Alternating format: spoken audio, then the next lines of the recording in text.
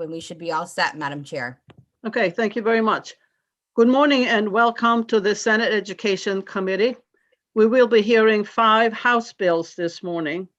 House Bill 282, 388, 319, 321, and House Bill 464.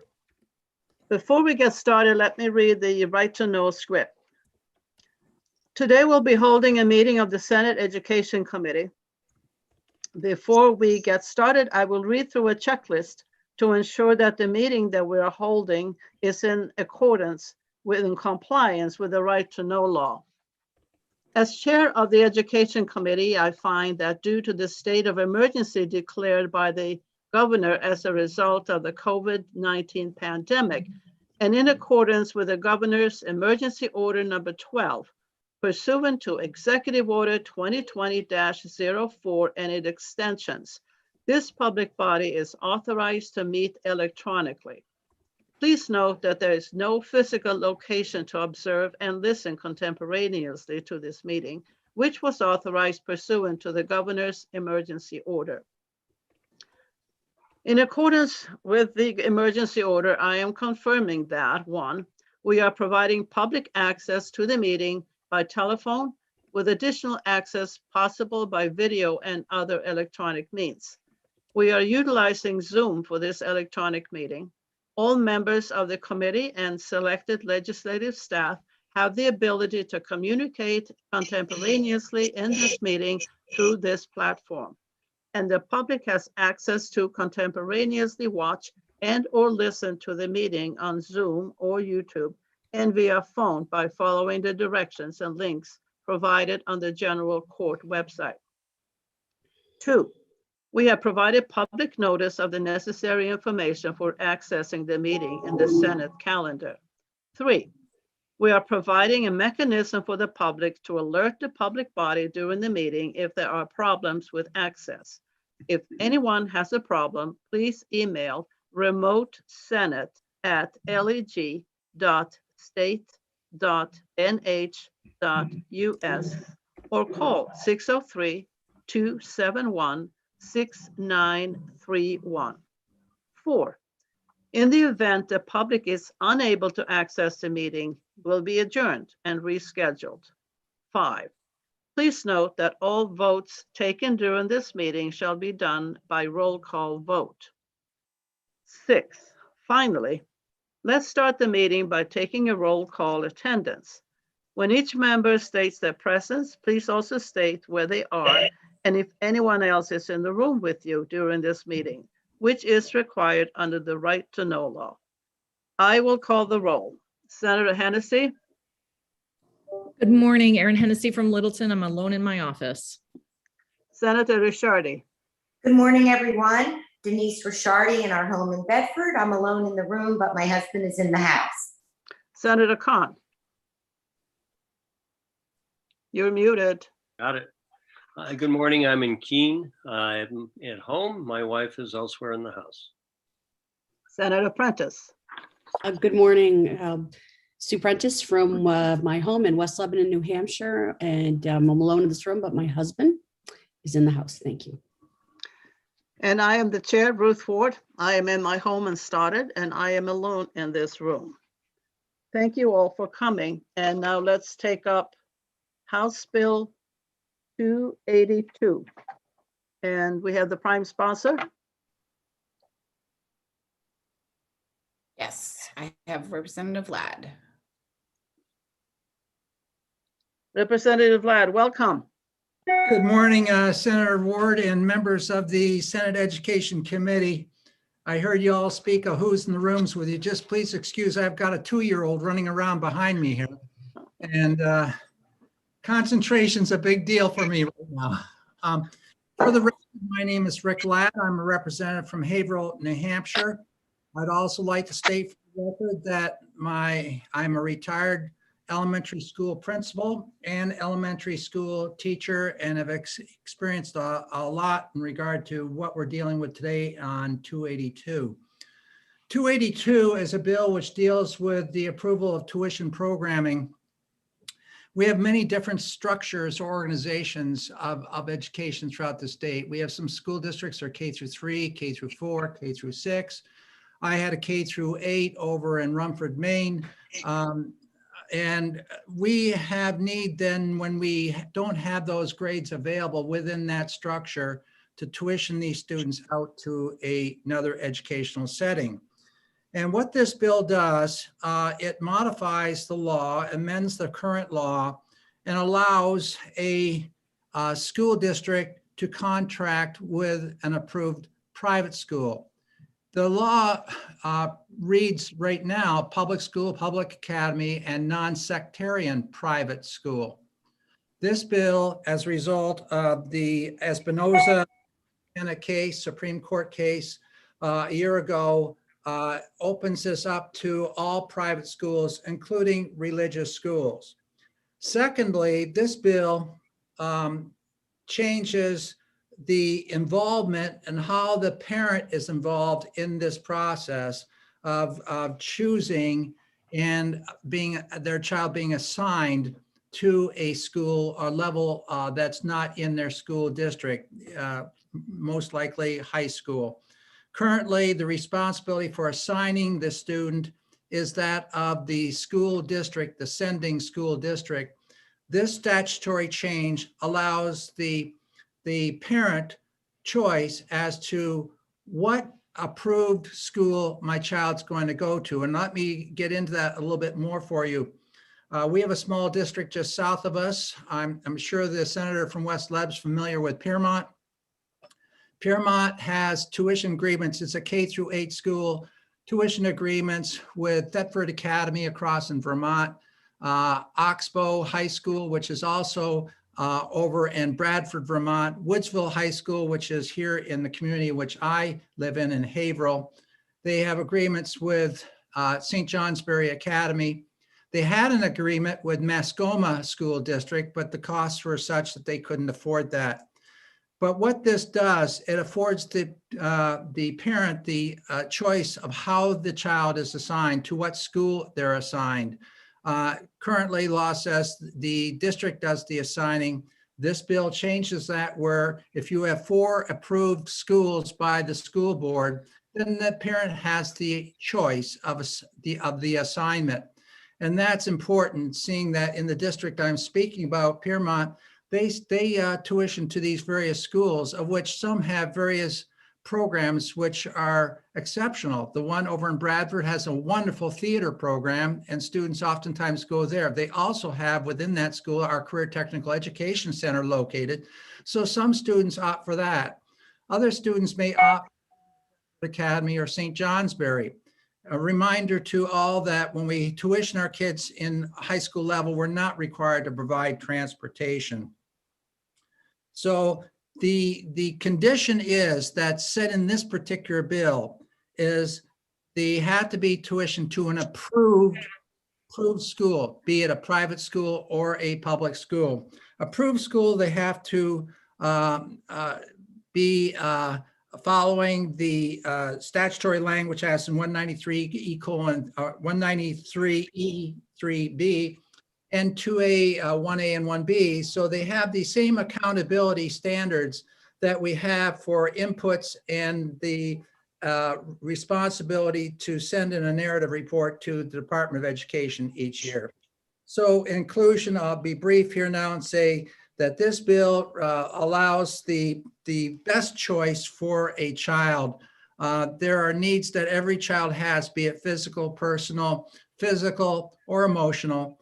And the best person who knows that is the parent. And if I were, for example, having a child in a school right now, I'd work with my teachers in the sending district to find out what they see in terms of the academic needs of the child, but also reflect upon what I see as needs. And taking that together, I should have the responsibility of making that assignment, which this bill does. So thank you very much, committee, for listening to the testimony on HB 282. I'd be willing to take questions. Thank you very much, Representative Ladd. Any questions from the committee? Senator Khan. Thank you, Madam Chair. And greetings, Representative Ladd. So two questions. One, this is specific to a district that does not have the grade levels that the district, so that they need to have an assignment outside of the district. That is correct. We're very similar to what they have in Vermont and what they have in Maine. We've had this tuition program in place now in law for a number of years. The only really basic change here is we're changing private non-sectarian school, just a plain private school, to allow then to, for example, if you want to tuition your child to West High in Manchester, or from West High to one of the archdiocese schools, you can do that now. And there are towns, I know we've got one nearby in Senate District 8, I think, that does that as well. We do. This, and if I can follow, Madam Chair, I'd like to just pursue the Espinoza case at the Supreme Court level that you referenced. And what Espinoza did is the Supreme Court ruled on tuition waivers and the eligibility for tuition waivers. That sound right to you? They allowed basically the money to follow the child to a religious school. You can't exclude based upon religion. Actually, let me disagree with you and see if we're on the same page in the disagreement. What Espinoza failed to do is they failed to say that the teaching of a religious doctrine is a violation of separation of church and state. Do you agree with that?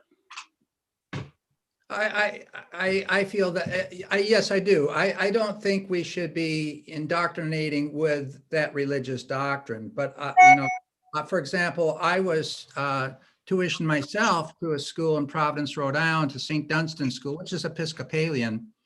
And I can't remember anything religious being, taught to me in that school. It was usually building the bird cages, learning how to speak Latin or understand Latin, and basically doing my reading, writing, and arithmetic. So I believe that the religious schools provide an education which is approved. It's an approved education according to our statutes. And for example, like in Los Angeles, you have 70,000 kids in Los Angeles alone going to Catholic schools. That's 70% of that school. Those schools are made up of children of various cultural backgrounds and color. So I believe that the bottom line on this is that we want a student going to a school which is the best fit for that child and where they're going to get the best education. If I can just ask one more. By removing, thank you. By removing the word non-sectarian, this does enable schools that teach or that make religious education part of their curriculum, makes them eligible for district agreements. Is that correct? Well, I can't get into really explaining to Representative Senator Khan as to what happens in some of these schools. I can say that the schools which are approved for the tuitioning purposes must meet all that substantive criteria that we have, the same calendars, the same graduation requirements. So I do not believe that the class itself, it may have a cross on the wall, it may have something such as that, but it's not integrated into the curriculum. Guess I disagree with that, but thank you for taking the questions. Senator Prentice. Thank you, Madam Chair, and good morning once again, Representative Ladd. I don't know if you're coming to this part of the Upper Valley today, but you're always welcome. So I have a couple of questions for you. or maybe clarifications, but we're talking here about, so I'm aware of these arrangements that are made when a grade level isn't offered, that, you know, the children can be tuitioned from living in the North Country expressly over to, say, you know, St. Johnsbury Academy, Thetford Academy, some of the schools that you've named. So this already exists.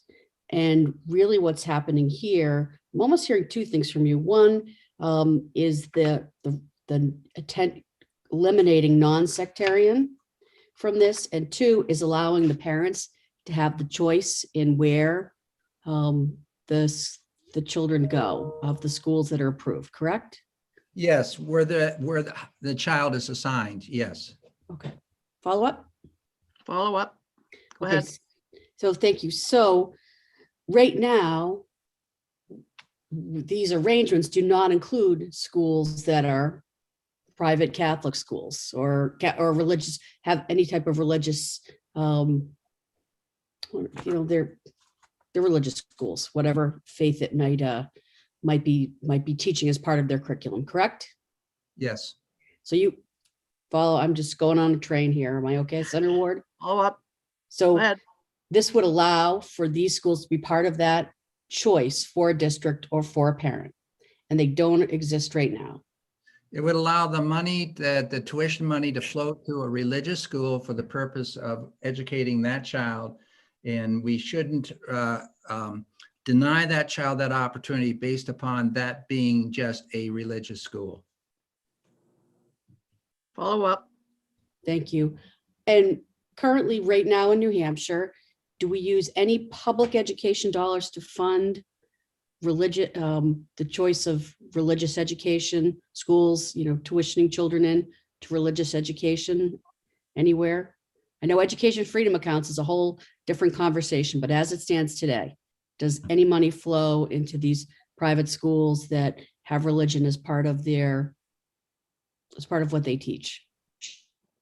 I honestly don't have that answer for you. I think you would have to ask that to the Department of Education in terms of, we have been, public money on the post-secondary level, of course, has been always flowing to federal money to religious schools, Notre Dame. But it's in terms of whether special services of some kind are offered in a school such as that, I can't give you that answer. I don't have the information. You would have to contact the Commissioner of Education. Okay, one more. One more. Thank you, Okay. Matt. Thank you, Madam Chair, and thank you, Representative Ladd. So the concern I have, I went to Our Lady of the Assumption, Bishop Fenwick High School, St. Michael's College. My parents paid for all of that at a time when, you know, it was very different, but there was religion in all of the educational programming, all the curriculum from bottom to top. So my concern here is that we're once again nipping at the edges of using public money for religious education, for private schools that have religious education, even though it might be the best fit. I think we're setting ourselves up for something we don't already do here. And it's just another way to try to get at this. I mean, I think the cross-border arrangements that we have worked very well, and I want to keep those in place, but expanding them to religious schools is not a place that I'm ready to go where we're done. I don't believe we're already doing this inside of the state of New Hampshire, and I'll be done now. Thank you, Madam Chair. You've been so kind. Thank you. What was Any that? other questions? Any other questions from the committee? I see none. Thank you very much, Representative Ladd. Thank you. Okay, who is Okay, next? so next we have Representative Cordelli. Representative Cordelli, welcome. Thank you, Madam Chair, and thank you, honorable senators. For the record, I am Glenn Cordelli, representing Tufton Borough, Moulton Borough, and Sandwich in the beautiful Lakes region. And I'd like to touch on a couple of things related to HB 282. One, I believe that this is required in order for us to comply with the U.S. Supreme Court's Espinoza decision. If funds are going to a non-religious private school to exclude religious private schools, the court ruled is unconstitutional and is a violation of the Establishment Clause of the First Amendment. And I think there might be someone who can go into further detail on that in a little bit. I wanted to concentrate on which I think Representative Ladd touched on, and that is on line 17 and 18 in the legislation. It says, or allow each child's parents to choose a school from among schools that have been approved as a school tuition program. This is current practice in tuition towns. And I'll refer to a recent letter in Goshen. This is a letter that was sent to the committee this morning that your committee aide, Ms. Hawks, has for you. But it's from the Goshen School District, from the superintendent to all parents in the district, and it's dated April 12th of this year. I'll just read a couple of things from that letter. On March 20th, the voters approved the tuition agreement with SAU 6, Claremont Unity.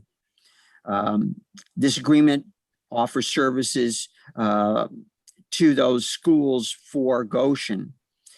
Another, and I'm quoting here, another provision of this tuition agreement allows the Goshen School Board to enter into tuition agreements to offer K-12 public school choice for all Goshen students. The school board is currently working on tuition agreements with neighboring districts. As a family, you will need to decide where you want your children to attend school beginning in the 21-22 school year. It goes on to say, to talk about an admission form, and it says, where you would like to send your children during the fall. And I'll point out that the letter indicates that there will actually be a school fair next week, Tuesday, May 4th, actually, in which schools in the area will showcase their schools and offer their information to parents so that parents may go to the Goshen School Board, fill out their form and indicate which school they would like their child to go to, providing that a tuitioning agreement can be worked on with that district. So I think that's an important provision to add in here because it puts into statute what is current practice in the town tuitioning program. And if I could just answer the question that came up with Representative Ladd in terms of public funds to religious schools. That does happen in New Hampshire.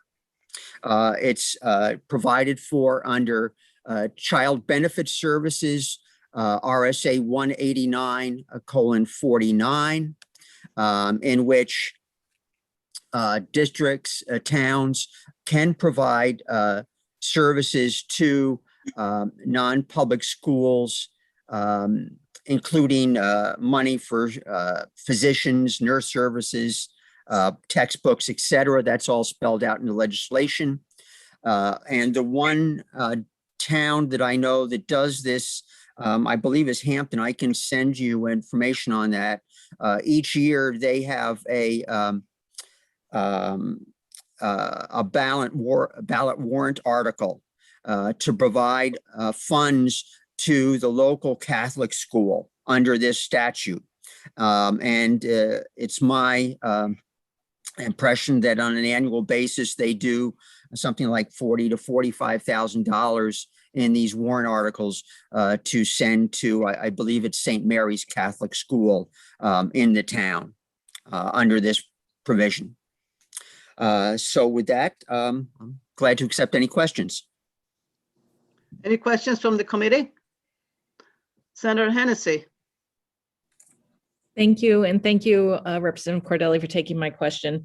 For some of these schools that will now qualify to be on the list of approved schools, are these locations, could they be less expensive for the school districts to tuition their children into and also closer for the kids to go to? Definitely. And I think that is the case with several of the schools. I know one school that some students in Croydon would like to attend is Mount Royal Academy, and I believe that tuition might be lower for the district. Thank you. Any other questions? Senator Prentice. Thank you, Madam Chair. Representative Cordelli, could you give me that citation again? Sure. Yep. It's RSA 189:49. It's titled Child Benefit Services. Okay. And may I, just for clarity? Certainly. Go ahead. Did you talked about something about physicians, books? Does this pay tuition? Is a lump? It sounds like it's a lump sum that comes from the community to the school. In the current situation that I know of, that I'm aware of, it's a lump sum authorized by the voters of the town to go to this school that would be used for the allowable services provided in that RSA. Okay. Thank you very much, Representative Cordelli. Great. Sure. Thank you. Senator Khan. You're muted. Thank you. Greetings, Representative. I wanted to it seems that the primary purpose of this bill isn't to specify attending a private school, because as you've noted, we already can do that. The primary purpose of this bill is to remove the word non-sectarian so that religious schools will qualify for the relationship with a public school. Is that correct? I believe that is the case. Yes. Thank you. That's it. Any other questions? I just have a short question for you, Mr. Representative Cordelli. This Tuesday, May 4th fair, is that going to be online or is it in place someplace? Do you know? Let me see. I believe it's an in-person. I'd have to look at the website to get that information, but I will send that to the committee as well. Okay. Thank you very much. Thank I don't you. see any other questions, so if you're all set, Representative Cordelli. Thank you. Thanks. What do we have next? Okay. So next I have Representative Lynn is signed up, but I can't see them in their name. Representative Lynn, if you are here, can you just raise your hand if you're under a different name or, okay, I don't see that. So I'm going to go to Jody Underwood. Okay. Welcome, Jody Underwood. Thank you. For the record, my name is Jody Underwood. I am chair of the Croydon School Board. Croydon will be directly affected by this bill should it become law. The addition of the term non-sectarian was made as a compromise during the passage of the so-called Croydon bill to avoid court challenges over whether towns could tuition students to religious private schools. Now it needs to be changed to avoid court challenges. And if you don't know, there's already such a court case pending in New Hampshire.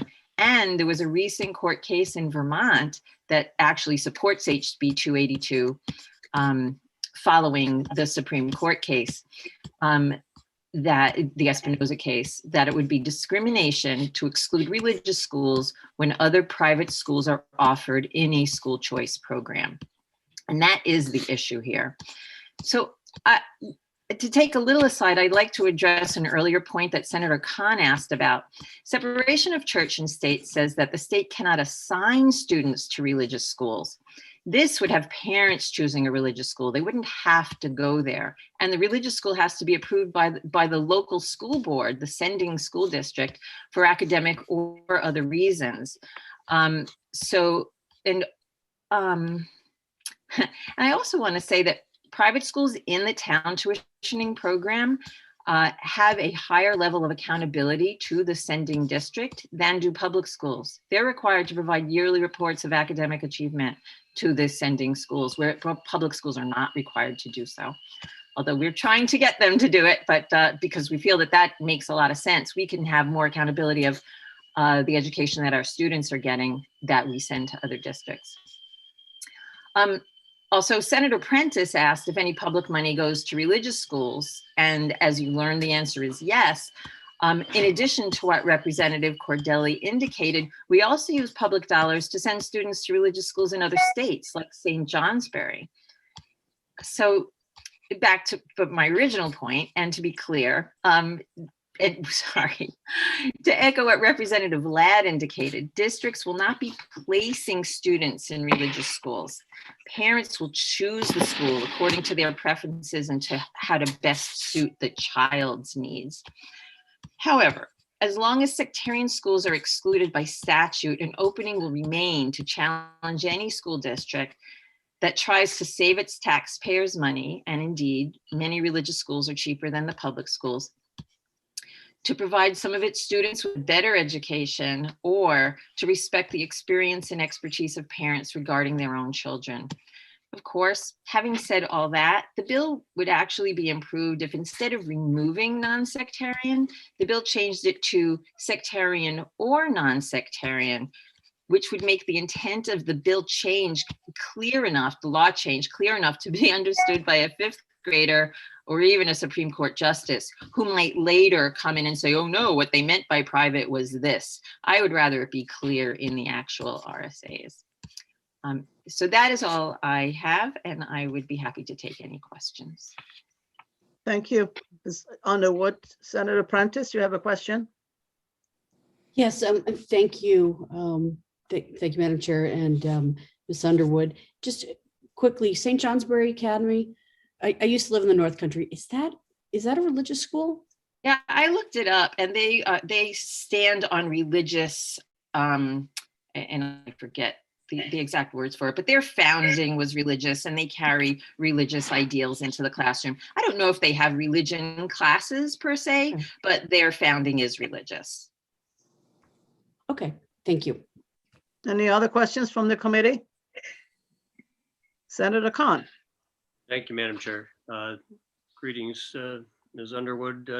Who does Croydon currently have a relationship with that's for, is it fourth grade forward? Fourth, no, we go K through 4, so it's 5 through 12 right now. Yep. And So you want to know who's in our town tuitioning program, who we send kids to right now? Yes. Sure. So, and we base our selection on where parents are asking. So even though I'll give you the list where we're currently sending kids, we are open to any schools that parents request.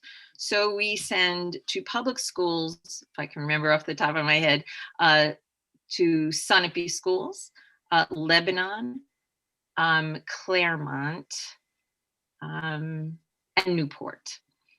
And we also have Newport Montessori as a private school where many of our kids go. There have been other private schools as well.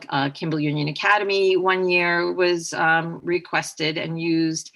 And then there was another school, Crossroads, private, that at this point we're not sending, but a couple of years a kid did go there. I think that's all we have right now. Pretty good selection. Yep. Right now. And I just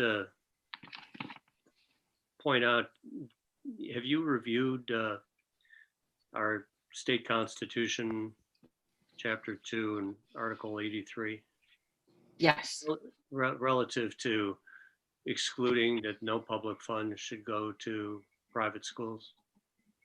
yes, and I am very aware of that, and I was hoping the Constitution Amendment would have passed this year, but the Supreme Court case addressed that type of thing. So yes. Again, I believe that case was specific around tuition waivers and excluding religious schools, and it did not take up the issue of religious education being eligible for public funds. Tuition waiver, I'm not sure what that refers to. I think it was a tax credit scholarship. So it was actually scholarship money. That's right. Right. Much like New Hampshire's education scholarship fund. Yes, that it's also a tax credit scholarship program, which is also public dollars. But the statement of if you are using private schools in a school choice program, it is discrimination to not include religious schools in such a program. Until we get to the question that's unresolved, which is if they require religious education, is that the violation of the separation of church and state? And that's still to be decided. Well, thank you, Madam Chair, and thank you, Ms. Underwood. Sure. Any other questions from the committee? Seeing none. Thank you, Ms. Underwood. Thank you. Okay, I see Representative Lynn has his hand up, so I'm going to bring him in. Welcome. Thank you, Madam Chair and members of the committee, and I apologize for being late. I was testifying before your Commerce Committee on another bill. But I'm here to in support of this legislation. I think it really is time to end discrimination, and I think that's really what it is, against religious schools. And I think I understand what Senator Khan has said. I have to respectfully disagree with him. I think that the Supreme Court decisions, it seems to me, I agree, they did not specifically address the question of, if there's required religious education, although as Justice Gorsuch pointed out in his concurrence, that the difference between a religious school and a religious school that teaches religion as some part of its curriculum, it seems to me is a pretty fine distinction. I'm not quite sure that there are any religious schools that don't at least offer some religious training as an option in their schools. So I think that the court really has pretty much spoken on this issue, and that it would be a violation of the federal Constitution to discriminate in the way that this legislation does, because under the current law, as I understand it, it simply says a non-sectarian school. So that means that a school that, even if a school were, let's say, run by the Catholic Church or a Protestant organization or a Jewish organization or Muslim, whatever, even if they were, the very fact that they were run by that organization, whether they taught religion or not, would be enough to exclude them under the current law. And it just seems to me that is contrary to the Minnesota case, and I think the Missouri case also. And I'm terrible at remembering names of cases. I think the the Montana case was Espinoza, if I have that right, but I'm not positive. But in any event, I think that first of all, I think if you don't make this change, it likely is that the statute is unconstitutional cases, but more importantly, I just think as a matter of basic fairness, I think what the Montana case essentially says is a state doesn't have to allow public funding in some regard to any private schools. It doesn't have to do that at all. But if it chooses to do that, it can't discriminate against religious schools. It has to, because that really is a violation of the free exercise clause. So clearly right now, the law is that you can send you can tuition a student to a private school, but you can't tuition a student to a private school that's run by a religious organization. That seems to me to fall squarely within the rationale of the Montana case. And so I think for that reason, and for, as I said before, for just the reason that whether it was constitutional or not, it's just a bad idea to discriminate in that regard. So I hope that you will support this legislation, and I'm happy to answer any questions anyone may have. Thank you. Do we have any questions from the committee? You put your case very well. Thank you. I don't see any questions. Thank you very much. Thank you. Okay. Madam Chair, I've got to jump to another hearing on a bill I've sponsored. Excuse me. Okay. Okay, so next I have Barrett Christina. Mr. Christina, welcome. Recording in progress. This will allow. Thank you very much, Madam Chair. Thank you, members of the committee. I hope you can hear me all right. I've been having some connectivity issues this morning. If I drop out, I apologize. And if I do, Right now we do. with written comments. For the record, Barrett Christina from the New Hampshire School Boards Association. We are opposed to House Bill 282 for a variety of reasons, if you'll indulge me for a few minutes. First, the bill simply is not needed. As Representative Ladd mentioned, and as Ms. Underwood mentioned, our public schools are free to contract with additional public schools. Representative Ladd mentioned Piermont and the number of schools that they send their children to, public schools in New Hampshire. I can also speak to the Barrington School District. Barrington has public school choice for their high school students. They send some kids to Dover, they send some kids to Oyster River. I believe they send some kids to another high school in the region as well too. Hooksett is a great example of this. Hooksett has contracts with Pinkerton, Manchester, Londonderry, and I believe Pembroke. So there's no need to expand this bill to include private religious schools when there are options that are already available for all the school districts in New Hampshire to send their children to traditional public schools. I do want to thank Representative Ladd for mentioning the accountability provision in RSA 193E. And I believe Representative Ladd stated that the private schools that are part of a school tuition program under the statute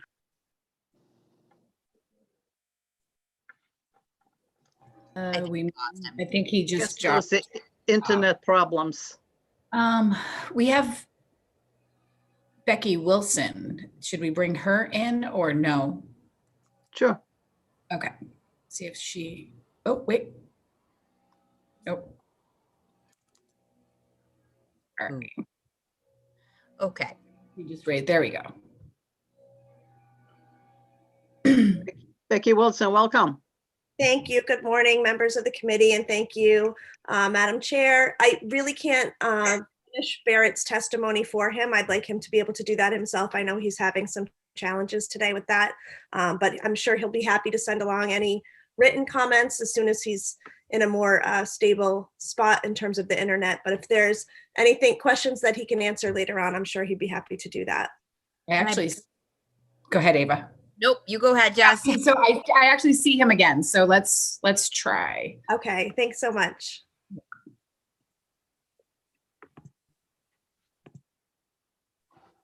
I appreciate your patience with me. I apologize. If I drop off again, I won't I won't bother hopping back on, and I'll just send written comments. The accountability measures that Representative Ladd mentioned that the private schools are required to adhere by. I think it would be prudent for the New Hampshire Department of Education and perhaps this committee to ensure that the private schools that are receiving money under the school tuition program are indeed complying with all the aspects of the minimum standards, the totality of RSA 193-E, as well as the minimum standards, the Department of Education Rule 306, just to ensure that they are in compliance with the law.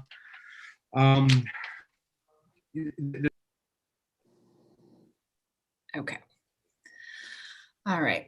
So we just lost him again. So I have, oh, Madam Chair, Yes.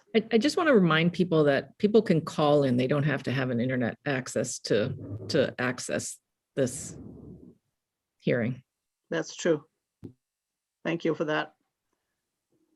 okay. So who's So I have Kirby West next. Okay. Mr. West, welcome. Mrs. actually, but I get that all the time. Thank you, Senator Ward. I'm Kirby West from the Institute for Justice. The Institute for Justice is a nonprofit public interest law firm, and we litigate cases in the sphere of educational choice around the country, including actually the Espinoza case that you've been discussing this morning. Another case that we're currently involved with is the lawsuit against the New Hampshire Department of Education that is based on just this provision that's before you today, the exclusion of sectarian schools from the town tuitioning program. And as has been discussed already, we feel confident that if this case is resolved by the courts, the sectarian exclusion will be struck down by the courts. It falls pretty squarely under what the Supreme Court addressed in the Espinoza decision. I'm glad that Representative Lynn addressed this a little bit, but really the areas that are left open that I think Senator Khan was referring to are not relevant here. So the Espinoza decision, the court said that, and this is a quote from the Espinoza decision, a state need not subsidize private education, but once the state decides to do so, it cannot disqualify some private schools solely because they are religious. And that's exactly what the sectarian exclusion is doing here. It doesn't look at the curriculum of the schools or what's being taught in the schools. Any school that is sectarian, that is affiliated with a religion, is automatically excluded from the tuitioning program. And that falls squarely within what the court said violates the First Amendment in the Espinoza decision. As I said, I think that if our case goes forward, that we are currently litigating, the courts will strike this down. We advocate the passage of this bill because it will accomplish the same end, bringing the tuitioning program in line with constitutional protections of freedom of religion at much lower cost and a greater ease to everybody. The second reason that we think that the proposed bill is a valuable reform is that it really clarifies that what towns are already doing is permissible under the statute. So as you've heard from Representative Cordelli and Ms. Underwood, towns are already giving parents choice. Tuitioning towns are already giving parents choice to choose between schools. The town of Croydon, which is where our lawsuit is based, we have a family that lives in Croydon and wants to send their grandson to a private religious school. Croydon, as Ms. Underwood said, is already giving parents choice, and this bill was enacted to allow Croydon to do this. The bill was called the Croydon bill when it was passed. The proposed changes in HB 282 really just clarify that what Croydon is doing is permissible and make the language a little bit more clear. As a last point, I just wanted to address Senator Hennessy, your question about cost. I can speak to that in the factual circumstances of our lawsuit. So the school that our clients want to send their grandson to is Mount Royal Academy, which is a private religious school. And the high school tuition at Mount Royal Academy is $8,755 per student. At least last year, the students that Croydon was sending to Newport, a public school, they were paying $15,124 per student. So there is a significant cost saving actually in this circumstance in particular of the private religious school versus the district's contracts with some public schools. And I'm happy to answer any other questions about our lawsuit or about the bill generally. Thank you, Ms. West. Any questions from the committee? I don't see one. Thank you so much. Okay, I don't have anybody else to sign up. So if anybody else would like to speak, if you could raise your hand now. I don't have anybody raising their hand, so I think that's it. Okay, that takes care of the hearing on House Bill 242. Let's move on to the next one, which is 388.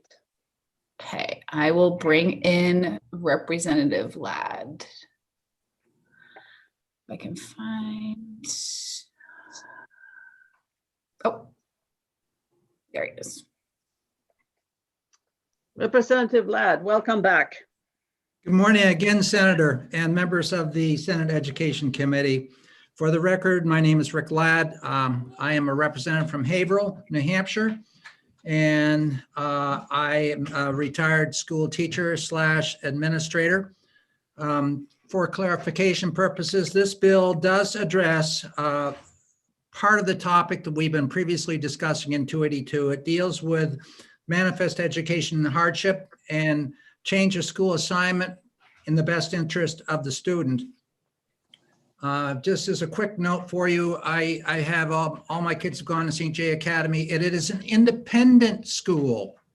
It's not a religious school. It's an independent school. It has about 260 boarding students and about 650 public school students that come from as far over as Bethlehem, New Hampshire, down towards Hanover, New Hampshire, as far north as Canadian border, Quebec, and over as far west as Montpelier, Vermont.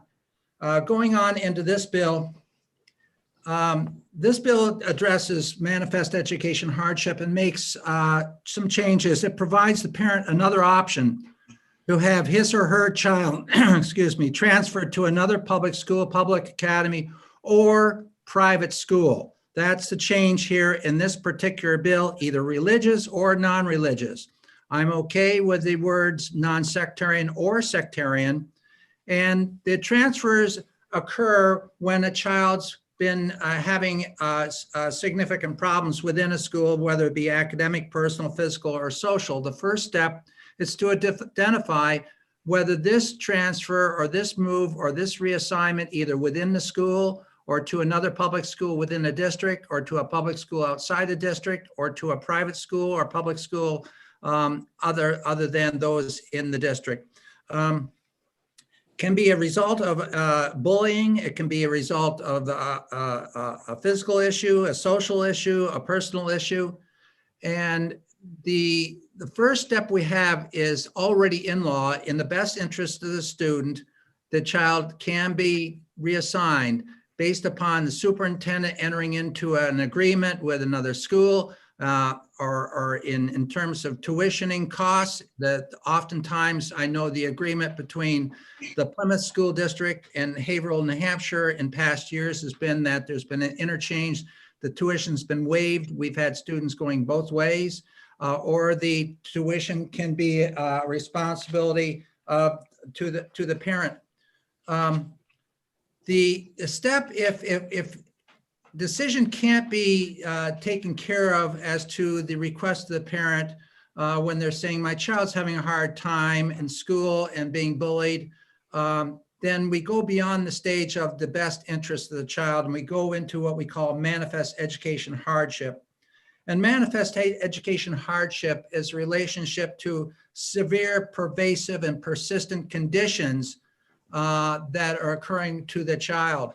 And then we're into another arena than in the best interest. This process right here is one where it can be appealed to the local board to decide whether the child has had, a severe, pervasive, or persistent condition, and the best resolve would be reassignment. I have personally gone through that with my grandchild, and who was bullied pretty severely while in middle school, and to the point where she had a difficult time. That's why we ended up tuitioning our youngster to St. Johnsbury Academy, where she went through, is now on the dean's list in her going into her senior year at the University of Maine, and also is very, very strong athlete.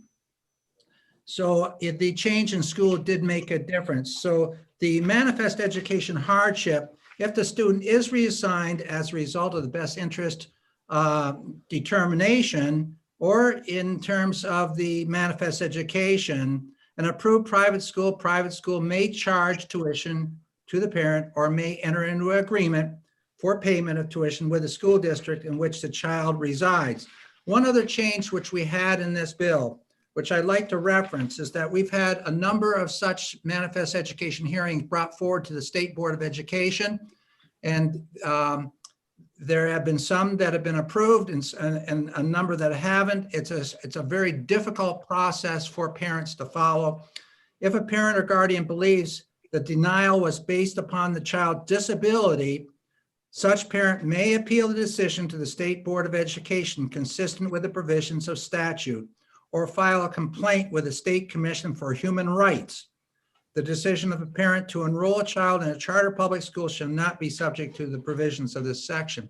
That's new language which we've entered into the manifest education process. We've provided now an appeal process if the parent feels that their request has been denied and denied unfairly. Now it can go as far as the Commission for Human Rights. This is an important bill, as was the previous bill. We are all interested in providing the best possible education for a child. And it's time that we stop the concerns that we're going to be sending dollars somewhere where we're going to send to a religious school. That is a behavior which needs to stop within education. We need to start looking, what is the bottom line here? Are we looking at protecting our current public education bureaucracy, or are we going to look at the best interests of the child and supporting parents and supporting choice? This has happened throughout the pandemic, and you can't find a private school or a religious school where the doors are open right now. They're all full. And why have we doubled our enrollments in homeschooling programs? Because parents have wanted in-person training education for their child. And so we need to remain aware that there are choices out there. And that's what this bill as 282 do. Thank you very much for this opportunity to testify. Thank you, Representative Ladd. Do we have any questions from the committee? Senator Khan. You're muted.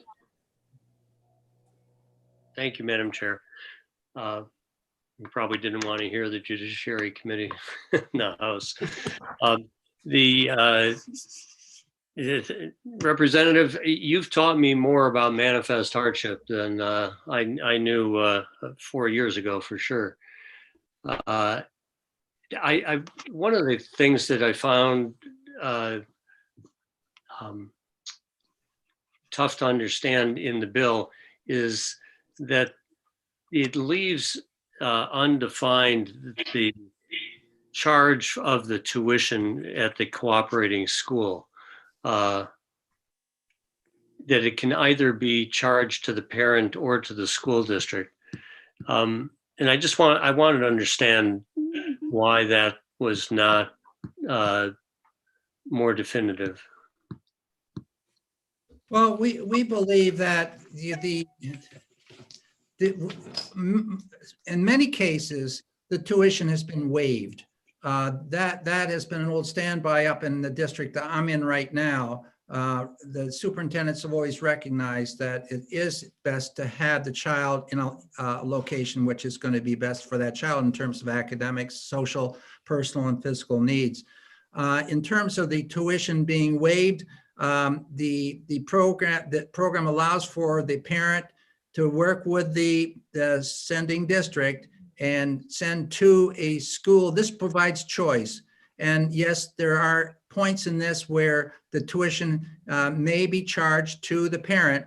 And we feel that's appropriate if it's being recognized by the sending school district that is a good option or placement for that child. Or, in most cases, I haven't heard where the tuition is being paid by the parent. In many cases, when this occurs, the agreement is such that the payment is made by the local district. However, there are some districts, they're saying, yes, the door is open over there, you can go there, but you're going to have to pay that cost. There are some situations that we've heard in House Education where the sending district has refused to pay. That is a concern to all the members on the Education Committee. And I would like to, I guess the next step in this legislation for me to go on and say, yes, we need to have the sending district paying that tuition. Thank you. Thank you. Any other questions from the committee? Seeing none, thank you very much, Representative Ladd. You're welcome. Okay, next we have Representative Cordelli. Representative Cordelli, welcome. Thank you. Great to be back. For the record, Glenn Cordelli representing Tufton Borough, Moulton Borough, and Sandwich in the beautiful Lakes region. And I just wanted to comment on two things related to House Bill 388. First is that sometimes even when best interests of the child or a manifest education hardship change is approved, it still is a difficult process after the approval. I have been working with a family who was granted a change of school by their district due to a bullying case. The parent went to two neighboring public school districts. Their child was denied admittance to those public school districts. So all the times you've heard that a public school has to accept all students, it's a lie. It's a lie.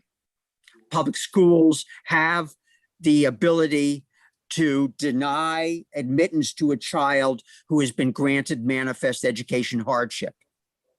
So I think that this opens another door for families such as the one that I've been working with. And secondly, in terms of the tuition payment that was just discussed with Representative Ladd, existing law has this language for the sending district to work out a tuition agreement or for parental involvement in the payment. And that's 193:3 Roman 4A. So we just took that existing language and applied that to now the provisions for going to an approved private school. And with that, I'll complete my testimony. And I thank you very much for your time. Thank you, Representative Cordelli. Any questions from the committee? Senator Prentice. Thank you very much, Madam Chair, and thank you once again for joining us, Representative Cordelli. Okay, quick question. You had said that, you stated that, say, neighboring school districts did not, well, neighboring school districts are supposed to take the manifest hardship cases. You know, there's a pathway for that, but you're saying that that's not true, that they can turn them down. You referred to it as a lie, as a lie. I'm just trying to follow this. So can they go or Yes. not? Current statute requires approval by that public school district for acceptance of a student who has been granted manifest education hardship. Interesting. Any other questions? Seeing none. Senator Khan, did you have a question? Well, I'm just looking at 193.3A. It's an interesting, it's classroom placement of twins or other multiples. I understand the language is coming from there, but it's a quite kind of a different instance than manifest hardship. Okay. Any other questions from the committee? Seeing none. Thank you, Mr. Cordelli. Thank you. I see Barrett Christina, but I don't know if he wants to try again or whether he wants to send in a written testimony. So he was here and then I don't see him on there. So I think he's still jumping back and forth or. Yeah, I mean, he said he had internet problems and he was going to try to get back on again, so. Yeah, Becky's raising her hand, so. Becky Okay. Wilson. Becky Wilson, welcome. Good morning again. Thank you, members of the committee. Barrett is going to try to call in. I believe he's still having some challenges. So if you see an unfamiliar number, that may be him. He's doing his best. Thanks so much. Thank you. Okay, so he was the only other person that I had signed up and I don't see any phone numbers calling in. So Okay. if anybody else wishes to speak, raise your hand. Oh, I have Moira Ryan. Okay. Ms. Ryan, welcome. This is a reminder. Hi. I'm so Can you sorry. hear me? Just a reminder, Madam Chair, I think we had to promote her as a panelist. So just so you know, if you see her on screen, that's why. Oh, okay. I apologize. I have an older version of Zoom. Can you guys hear me? We can hear you. Yep. Okay. My name is Maura Ryan. I live in Londonderry, New Hampshire, and I'm an educational advocate. Shannon wanted to come and speak today, but she was too nervous. She has a lot of difficulty with public speaking. I don't have anything written because I was going to let her do her thing, but I just wanted to let you know that I did work with her. So getting a manifest educational hardship is like winning the lottery. It's extremely difficult. And she won. She won the lottery. She got the MEH for her daughter. And she was trying to get her daughter into two neighboring schools. One was Raymond and one was Sanborn. And it's not like people are beating down the door to go to Raymond or Sanborn, and they would not allow her daughter in. And at present, it took her over a year to get a public school to admit her daughter. And it's an hour and a half commute for her round trip. So I wanted to let you know that we went through every possible means, including writing to the superintendent, trying to meet with the superintendent, trying to talk to the school board who denied her request to meet with them, writing to the State Board of Education to be heard. And she was not able to get an alternate placement for her daughter after winning her MEH. So she won the lottery, but she didn't get the prize. That's all I wanted to say. I appreciate your time. And if anyone has any questions, I'd be happy to answer. Thank you very much, Ms. Ryan. Any questions from the committee? Senator Prentice.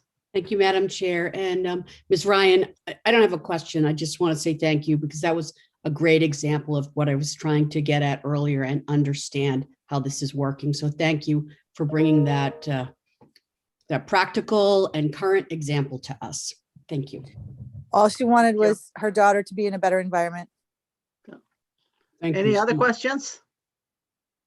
Seeing none. Thank you very much, Ms. Ryan. Thank you. Okay. So, Jessica, is that it? That's it. That's all I had for hands up, and I don't see Barrett Christina. So, okay. I'm sure that he's going to send in a written comment. Madam Chair, I think Senator Khan has his hand raised. Senator Khan? Madam Chair, Ava, if the person that was just referenced by Ms. Ryan does submit a letter, would you call that to our attention? Yes. I think the personal comments there would be helpful. At least we could follow up with the school district to see, why they failed to accept the placement. Absolutely, Senator. And I do see, I believe this is the individual that Miss Ryan was referencing, Shannon Bouchard, who has her hand raised. So that, there we go. Shannon? Hello? Shannon, welcome. Hi, thank you for listening to me. I'm the person that's been fighting since August of 2020 to get my daughter placed into a new school. Both schools that denied me are 10 minutes from my house, and they denied me stating COVID as the reason, even though I was willing to stay remote. And they wouldn't let me come before their school board and tell them like what happened with Hannah. They weren't willing to talk to me at all about anything, even though I was willing to stay remote during COVID. That's what they used as the reason why they couldn't admit her. And it just didn't make sense to me. They were all ready to admit her. They had spoke with the superintendent at my home school, and everything was, I thought, was great. And then they got her special education records, and I got a written denial stating COVID. So I figure that the superintendents of schools can say whatever they want to either admit or not admit a student. It doesn't really matter what I feel or how close it is to the house or how much easier it would be for me to drive. It just didn't matter. Thank you.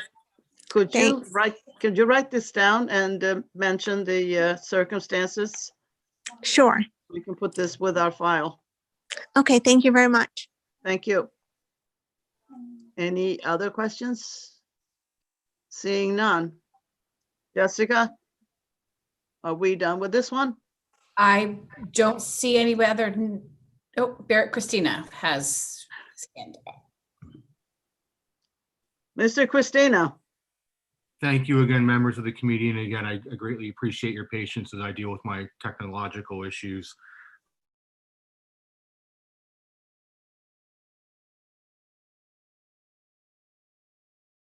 Christina, Executive Director, New Hampshire School Boards Association. We are opposed to House Bill 388. I could talk about manifest educational hardship for hours. I've done professional development programs for school administrators on this. And indeed, I'm proud to say that NHSBA wrote the current version of the manifest educational hardship statute found in RSA 193.33. The current version of the bill, of the law, is not even a year old. Last year, there was House Bill 1322. It came out of House Education 18-0. And then it ran into COVID and was inserted into House Bill 1158, the omnibus bill that included a variety of statutes and a variety of bills.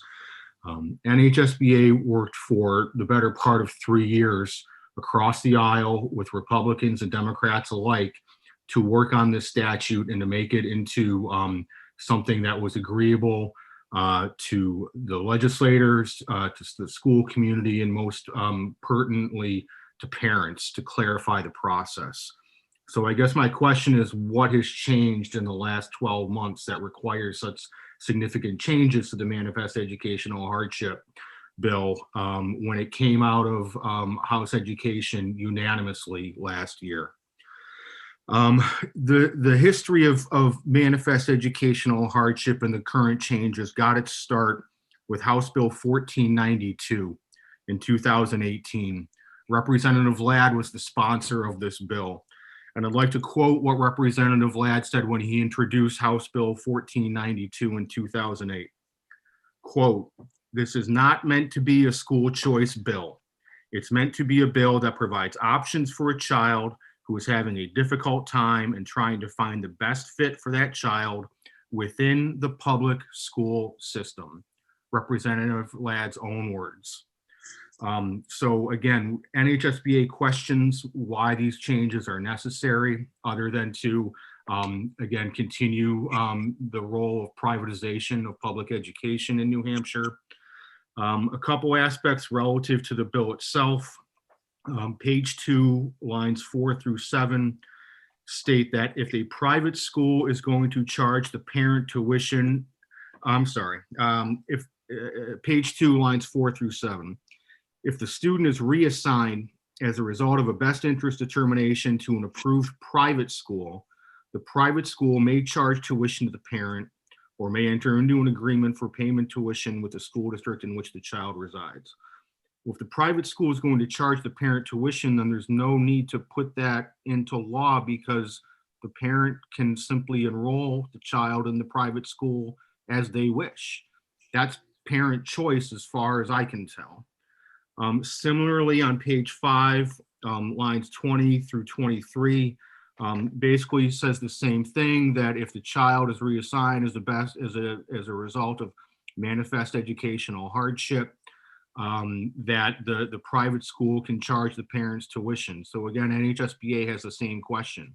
If the private school is going to charge the parents tuition as part of a manifest educational reassignment, then the parent is still free to enroll that child into the private school and exercise parent choice. The last aspect that NHSBA would like to address is the aspect about the public school cannot, I'm sorry, I don't have the page numbers in front of me, but basically that if the child is denied enrollment under a manifest educational hardship placement based on the child's disability, the parent may appeal the decision to the State Board of Education or file a complaint with the Human Rights Commission. If we're going to open up manifest educational hardship to private schools, it also seems to make sense that the private school should not also be allowed to discriminate against that child on the basis of disability. If the private school is willing to accept, mostly local money, because that's what this is very little aspect of state money, primarily local money, and the parent wants to enroll that child in a private school, the private school should not be allowed to discriminate in admission on the basis of that child's disability as well then. So that's the sum of NHSBA's testimony. I'm happy to answer any questions. Thank you very much, Mr. Christina. Any questions from the committee? Ms. Senator Khan. Thank you, Madam Chair. Mr. Christina, thanks for taking the question of the instance that was pointed out to us is one that occurred during COVID and at the Sanborn and Raymond schools.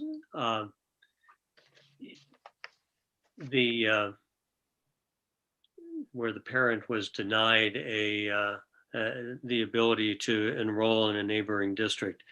Can you just explain, is that something that was very much driven by the pandemic? And do you believe that it seems like the parent really ought to go back to those school districts and ask now that they are having in-school sessions that if they would review this situation differently today? Thank you for the question, Senator. I mean, I can't speak specifically as to the situation that parent has stated about. I mean, one of the other very challenging aspects relative to the manifest educational hardship statute, and I've heard this both from attorneys that represent school districts and from parents that have gone through the manifest educational hardship process. There's nothing in law that requires the parent to obtain consent or allowance to admission in another school before they file the manifest educational hardship. I think it would, the process may be cleaner, and not that I'm saying I want to reopen up this law, but oftentimes the parents will file for the manifest educational hardship and seek admission to a neighboring school district, or maybe not even seek admission to the neighboring school district, but they want to attend the neighboring school district. That should be done on the front end.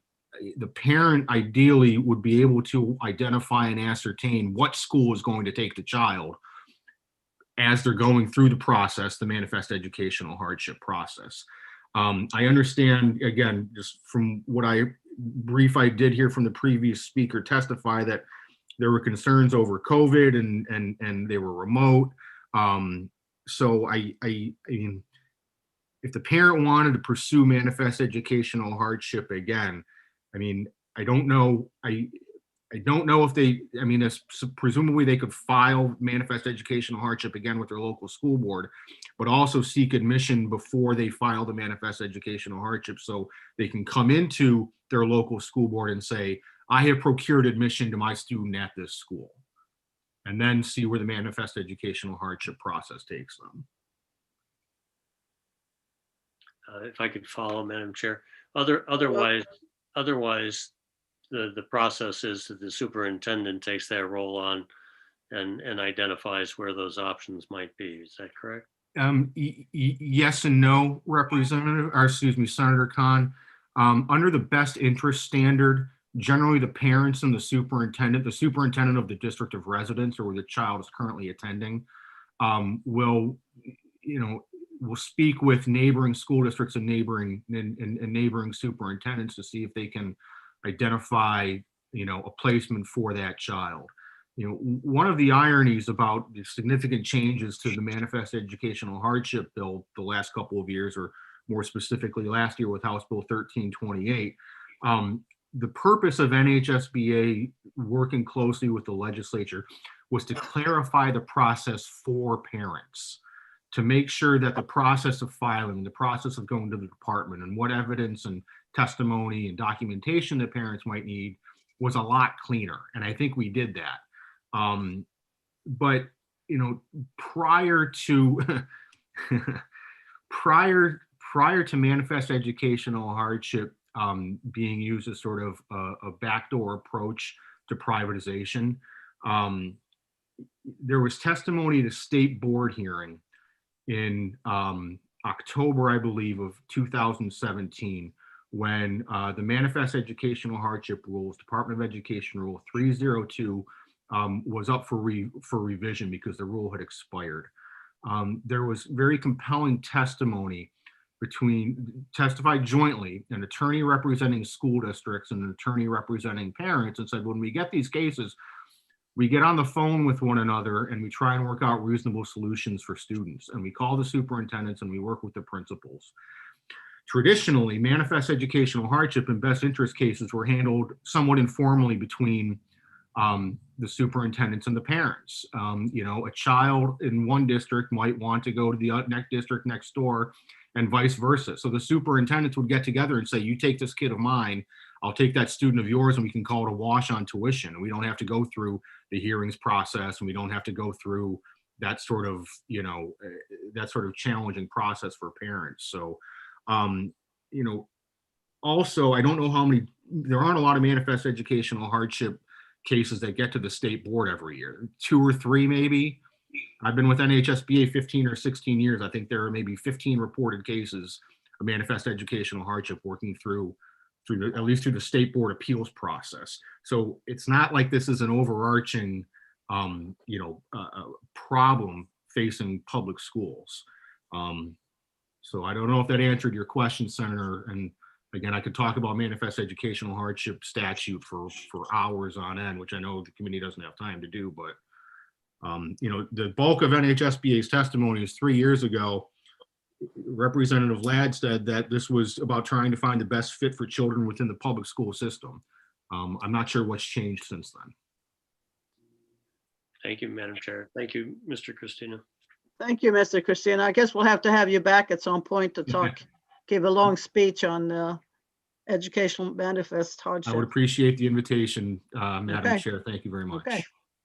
Thank you very much. Thank you. Any other questions? I think this is it. Well, Jessica? Maura Ryan has raised her hand again. Maura, I'll give you one minute. Oops. Who is Andrea Kabbalah? So I think she lowered her hand. So I think we're good.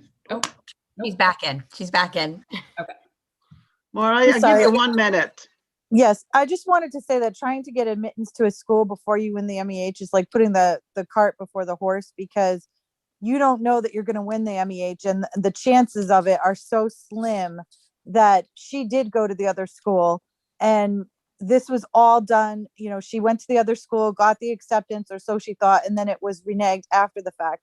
So, and she had agreed to stay remotely. So that shouldn't have been a factor because her kid wouldn't have actually physically been in the school. But we did try all of the channels. And I think that manifest educational hardship is not, I think a lot of these cases are not coming to the SBOE just because they're so difficult to win that parents give up. But it doesn't mean that the problem doesn't exist. And, kids are not pogs. We don't trade them between schools. It has to be what's in the best interest of the child, not I take your kid and you take mine. And it really, that's not proper educating. So I just wanted to say that she did follow the proper steps, and, we did the best we could in terms of what we were working with. Thank you. Thank you.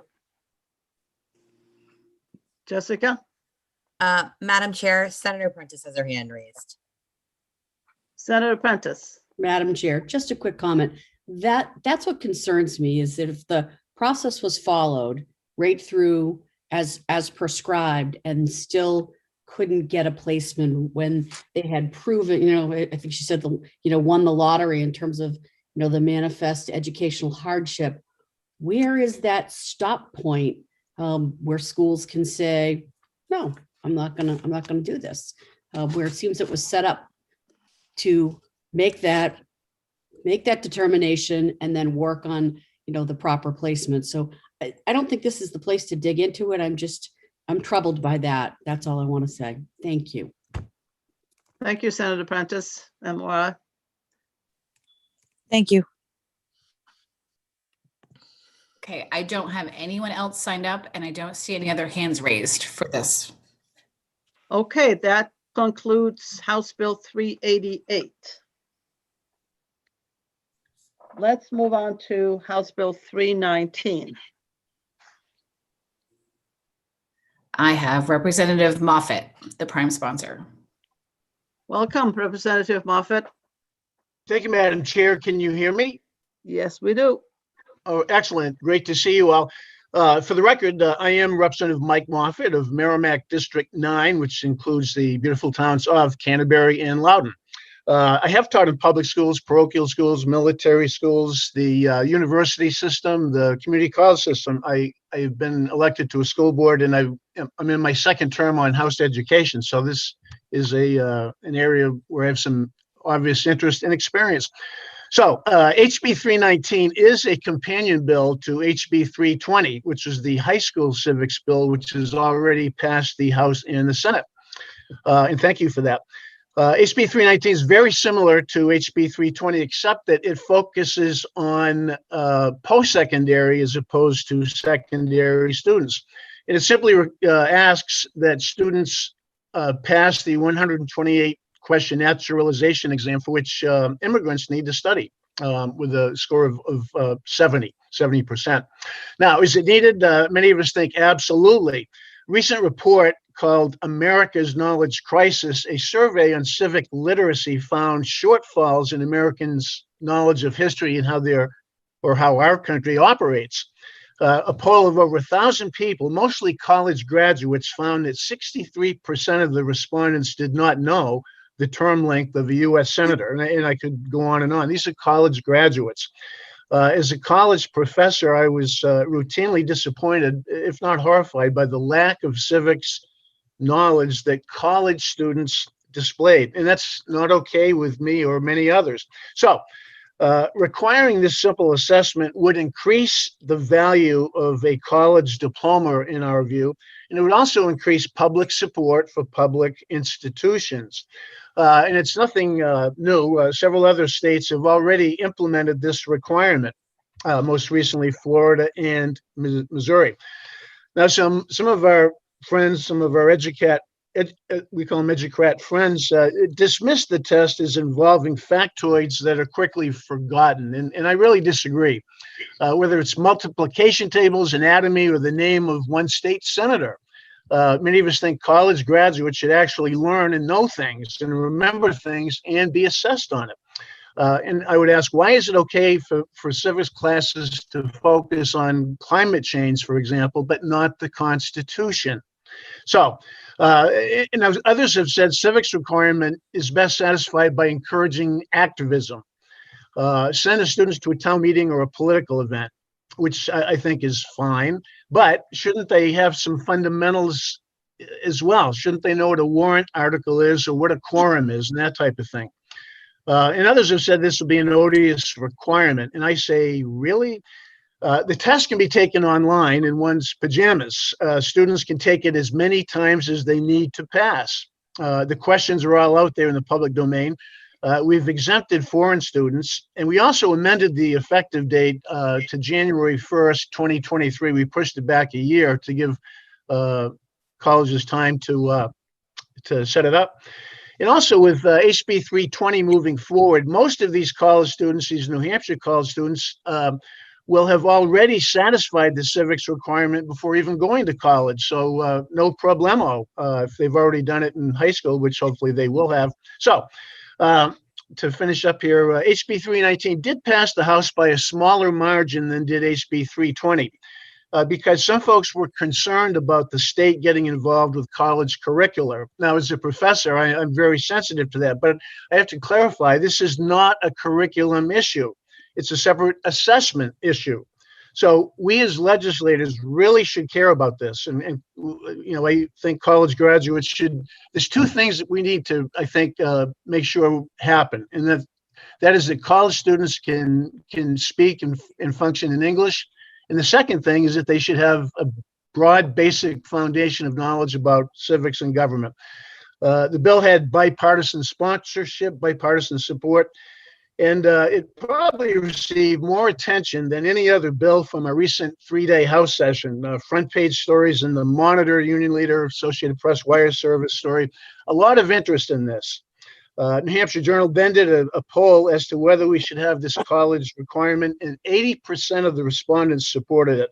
So we think most of our Granite Staters are quite excited about this bill. We are, and we just hope that we can keep this moving forward. And I'd be happy to take any questions. Thank you, Representative Moffett. Senator Prentice.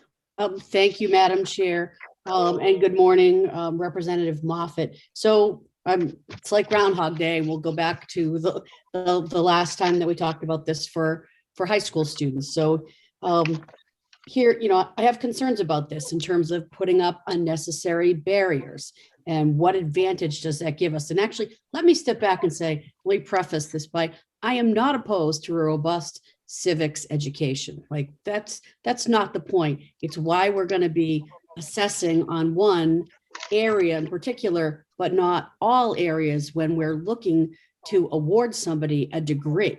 And that's the concern that I had in the high school side of it. And that's the concern I have here.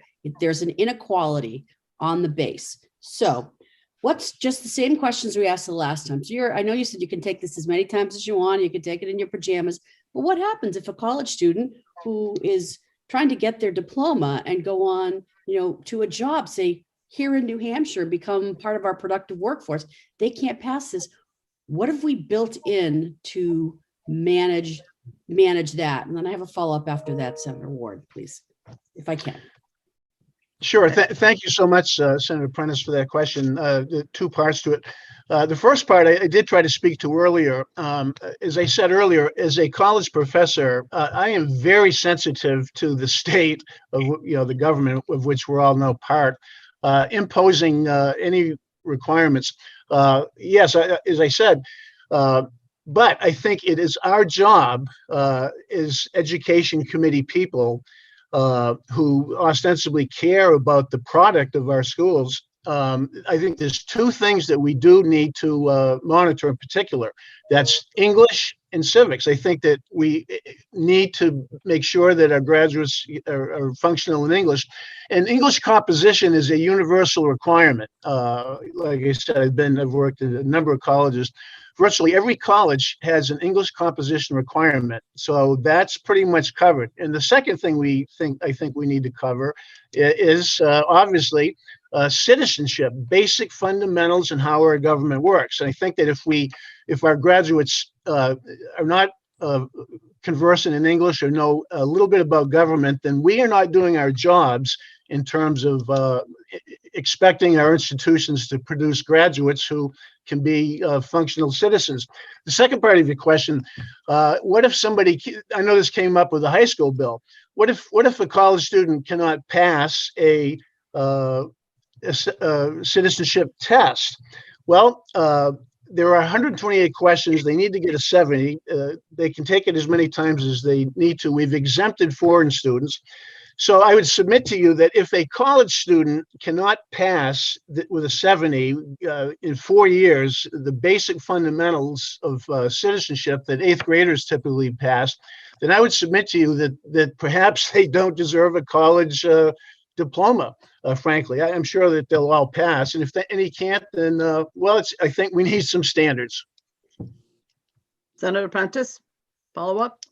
Thank you very much for follow-up, Madam Chair. And Representative Moffett, I don't disagree about, if after 4 years they can't pass this test. The question is, why should they have to do this when they don't, when we're, again, not making the same requirement for other subject areas within, we've already talked about this in high school, and now we're talking about it in college. So I don't disagree with you there, and I'm not looking to give anybody a pass. My fundamental question is, why are we making this a requirement? And I also want to say that, I care about, as do you, and you stated, we're all here because, we care about the products of and the work that's done in all our schools. So I'm not being dismissive of that in any of my line of questioning. I'm looking for equality, I'm looking for necessity. And I think that this bill, if we want to move forward with this, which I don't, but if you do, building in a provision for if there's difficulty with the exam, what about our special, students do go to college that have, they have special needs. What provision is built in here to address that as well? So those are some of the things I was interested in on the high school side of this, and I continue to be interested in the college side of this. So I'll stop there. Thank you. Sure. Well, again, thank you, Senator. As I said earlier, we would not want to require anything other than knowledge of English and basic knowledge of civics. I agree with you. And I've already said this. As a professor, I would not want the state to ask or mandate that we teach biology or geometry or art or anything. And again, this is not a curriculum issue.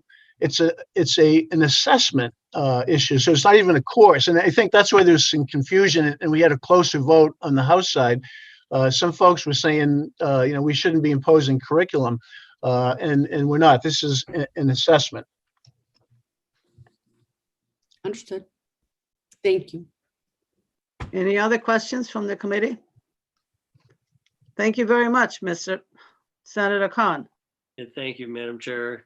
Greetings, Representative. I know at least you and I among this group have taken the test. Do you recall the question of a warrant article or a quorum requirement on the test? Thank you, Senator. No, that was part of my response to those who said that we could just send students to a town meeting. So in my earlier testimony, I cited a quorum or a warrant article. No, those two questions are general civics questions. Those are not part of the 128 questions, but I think it's still good to know both those things. Sure. Yeah. Thanks. And I guess just to clarify, while this is an assessment, it is a graduation requirement. Is what you're trying to establish, correct? Yeah, thank you, Senator. Yes, absolutely. It's and for this to have teeth like HB 320 to really make sure that high school civics, or in this case college civics, that students demonstrate that broad foundation without assessments. I have to say, nurses have to pass a NCLEX test. Drivers have to pass a driver ed test. Lawyers have to pass a bar exam. We can't always just trust that classroom instruction is going to get everything done like it should get done. There is a place for assessment and accountability. I sense that citizens crave this and want this. And if this type of thing will increase the value of a diploma, and it'll increase support for public education in our view. Can I follow, Madam Chair? Senator Khan, follow up. Thank you. And there's no alternative here. I mean, frequently when we do assessments, it's take a course, get a passing grade of C or better, or place out of it, meaning take an exam to place out of. We aren't offering any kind of options with this legislation, right? Thank you, Senator. It's a good, interesting question. I know many decades ago when I went to college, you had to take English composition and a basic math requirement back then. And people could test out of composition or math. So that would be a local option. Very interesting point, Senator. I think if the institution wanted to offer credit, it's up to the institution. They wanted to offer one or more credits for civics if the student passes the exam in lieu of taking the class. I think that's a very interesting point. That's up to the institutions, but I think that to test out, that would be a wonderful option for institutions to consider locally. Senator Prentice. Thank you, Chair Ward and Representative Moffett. If you could just take a few more of my questions. Well, one's a statement. I just wanted to point out that the NCLEX exam for nursing, and for me as a paramedic, I took a board certification exam, same high stakes, exam, but the curriculum, the education that I went through drove, I don't want to say it was, it prepared us to take the test, but we weren't taught to the test. So I think that there's a difference there, because at one point earlier, if I remember correctly, you said this isn't, the legislature doesn't want to get into the business of, curriculum and in the classrooms. This is about their general knowledge during their time in education. That sets these two things apart. So I don't think that they're necessarily equivalents, but they do provide an assessment.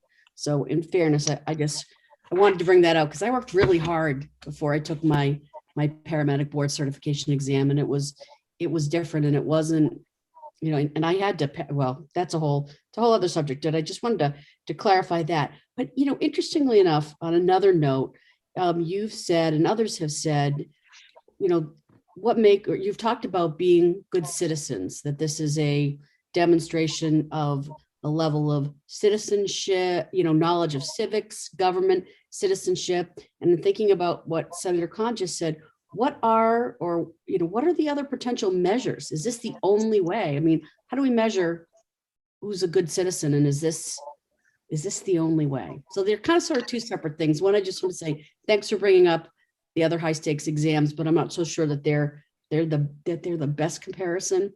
But as terms of citizenship, where do we go with this? Is this the only tool? And should this hold them up from getting a high school diploma or a college diploma? And I'm sorry, I'm not trying to be difficult. I'm just really searching for clarification because this bothers me. Sure, Senator. I love that question, and I'm glad that you asked it. And no, the answer is no. This is not and should not be the only, as you put it, tool in the toolbox. But it is a tool. It is an arrow in the quiver, so to speak. In terms of what constitutes a good citizen or an educated citizen or an educated student, that debate it should and always will be ongoing. So no, this does not purport or pretend to, be a solution to the crisis, if you want to call it a crisis, and some of us do, in lack of basic fundamental civics knowledge. So it's simply one tool in the toolbox. And as far as, does this mean if they pass this that they're good citizens? No, but it is a piece of it. And I think it's a little bit of tough love, just a little bit of tough love. It's not that tough, but a little bit of love in the sense of having some expectations. I think if this does move forward, I hope that it does. As in other states, people become very fond of it. They become proud of it, and people initially resist, of course, the education. It's a little bit extra work in the college level. But in other states where this has been implemented, it's been very successful. People are proud of it, and people who've taken it recommend everybody who follows them also take it. All set? Yes, Any other thank you, questions? Representative Moffett. You've been quite kind today. Thank you. Any other questions from the committee? Seeing none. Thank you very much, Representative Moffett. And thank you all. Jessica, who is next? I have Lucille Jordan. Welcome, Ms. Jordan. You are muted. Thank you. Thank you. Good morning. For the record, my name is Lucille Jordan. I'm president of Nashua Community College, and I live in Jaffrey, New Hampshire. And I would like to take this opportunity, Chair Ward and members of the Senate Education Committee, to read into record a letter that you may have received earlier from our system. So I'd like to take the opportunity to do so now. We write to share our concerns about House Bill 319, a bill requiring the university system and the community college system students as a requirement for graduation to pass the 2020 version of the United States Citizenship and Immigration Services Naturalization Test. CCS&H would like to offer a compromise we hope the committee will consider. CCS&H believes strongly that the knowledge of civics is important to the richness and success of our democracy. We cultivate that with opportunities for students to take courses on U.S. history and political science, hear speakers, see candidates, and participate in a variety of activities and events. As a matter of fact, I would add, this is not in the letter, but one of your colleagues has been teaching government on my campus for over 20 years. The current version of HB 319 concerns us for two primary reasons. First, the bill creates a new and ongoing administrative task in that the colleges would need to offer the test and track whether the students have passed. That was not part of the original version of HB 319. If graduation is approaching and students have not yet passed the test, in order to allow them to graduate, we would need to ensure that they do so or withhold their degrees. Further, the bill specifies the 2020 version of the test, even though the U.S. Citizenship and Immigration Services Agency has already moved to a different version. The more significant concern we have is about a legislature mandating specific content as a graduation requirement. Once this door is open, successive legislators may impose requirements that fit within their own ideology. A particular mandate might support the values of today's majority, but be problematic to the next. We have only to look around the ideological currents swirling in our nation to envision how this could play out for colleges and their students. Rather than put such a mandate in statute, we propose the following. September 17th is Constitutional Day and Citizenship Day in the United States. This day commemorates September 17th, 1787, the signing of the United States Constitution. Each educational institution that receives federal funds for a fiscal year is required to do an educational program about the U.S. Constitution for its students. The U.S. Department of Education does not mandate or prescribe any specific content or program. To assist in planning Constitution Day programs, the department provides links to materials that can publicly be accessed for general use or teaching materials in the classroom. We propose that in addition to other activities that observe Constitution Day and Citizenship Day, CCS&H will promote the current version of the United States Citizenship and Immigration Services Civics Naturalization Test to their students and encourage students to take the test that new Americans are required to take and pass. Putting the test in the context of other Constitution Day programs would also allow for some real engagement on these topics, as opposed to creating a standalone task where students will simply transcribe readily available answers to fulfill a requirement.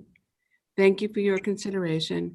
We look forward to discussing this bill with you at the public hearing on April 27th, and I'll take any questions. Thank you. Thank you very much, Ms. Jordan. We do have the letter, at least I got it this morning, so I have it. Hopefully the rest of you will have it as well. Any questions from the committee for Ms. Jordan? Seeing none, thank you very much. Thank you. And Jessica, who is next? Next, we have Tom Cronin. Morning, Mr. Cronin, welcome. Good morning, everyone.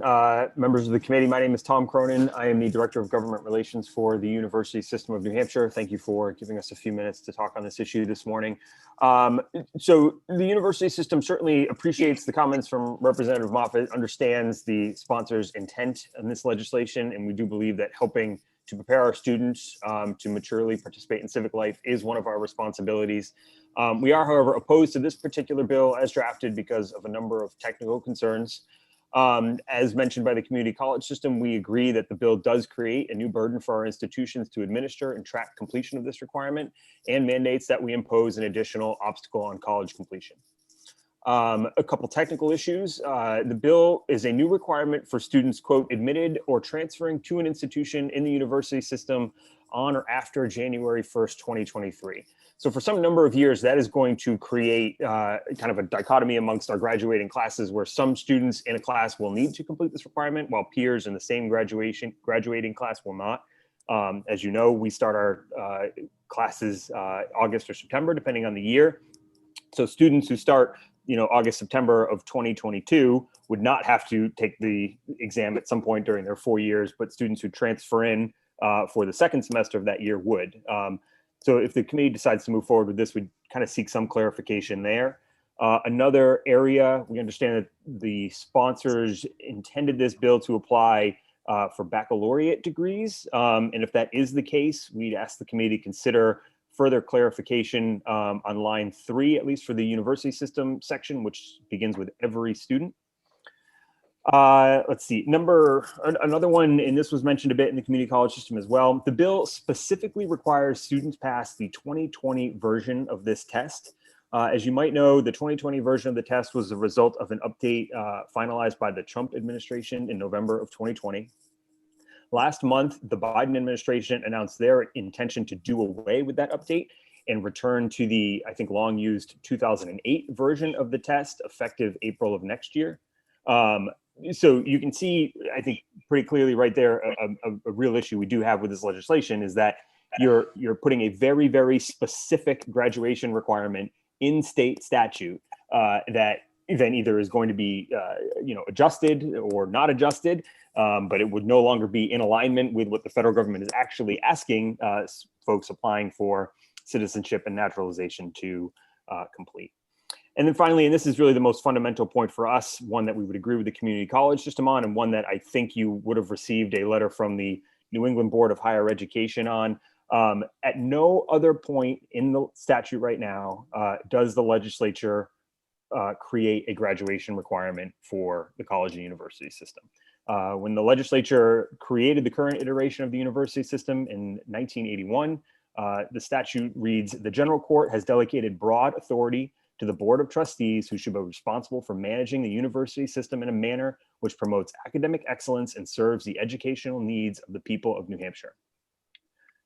Our board and administrative leadership take this responsibility seriously, and we're grateful that the legislature has permitted the system and the institutions to set and enforce appropriate graduation requirements. So as I said, as the community college system said, nowhere else has the legislature seen fit to establish a particular graduation requirement, and this would be a bit of a slippery slope in that direction.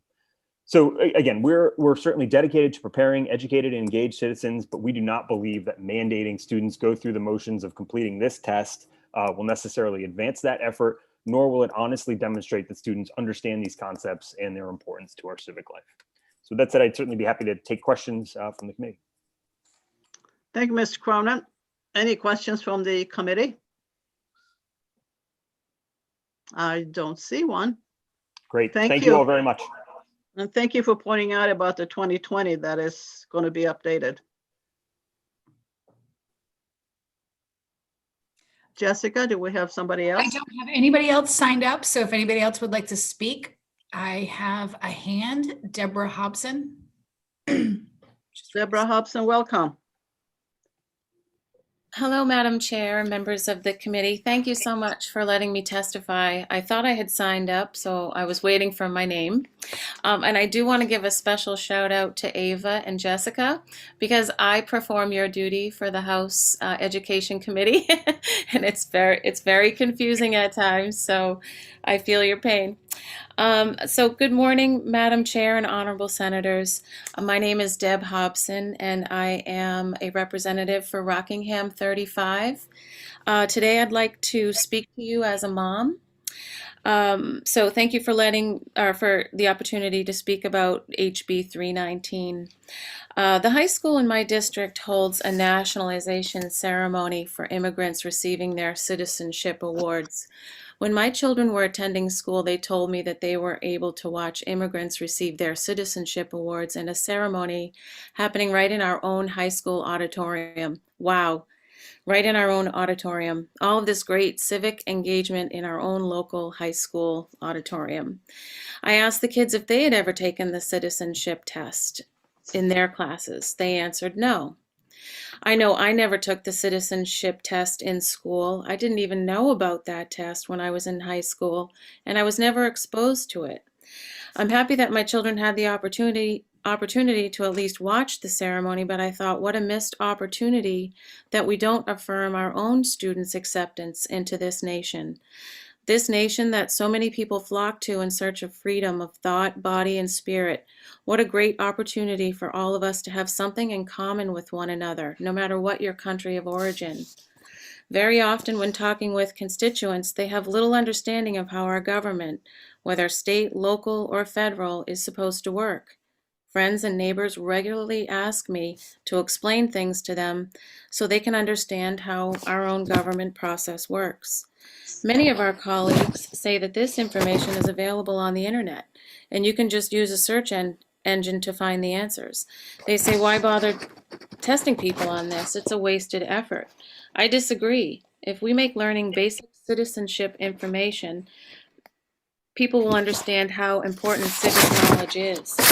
They will be more able to engage and hold their representatives accountable to upholding the Constitution. Additionally, young adults at this age are becoming eligible to vote. So I would say let's make it easy for people to know this information. Let's use this as an opportunity to unite around common knowledge. Thank you so much for letting me speak. Thank you, Deborah. Any questions from the committee? I don't see one. Thank you so much. Thank you. Have a great day. You too. Okay, I have Marie Banfield. Okay, welcome.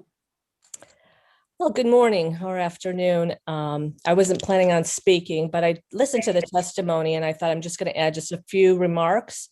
I do support this legislation. I don't think that what I found interesting was the two individuals from the colleges never really said whether their graduates could pass this test, if they felt comfortable enough that they would pass this test.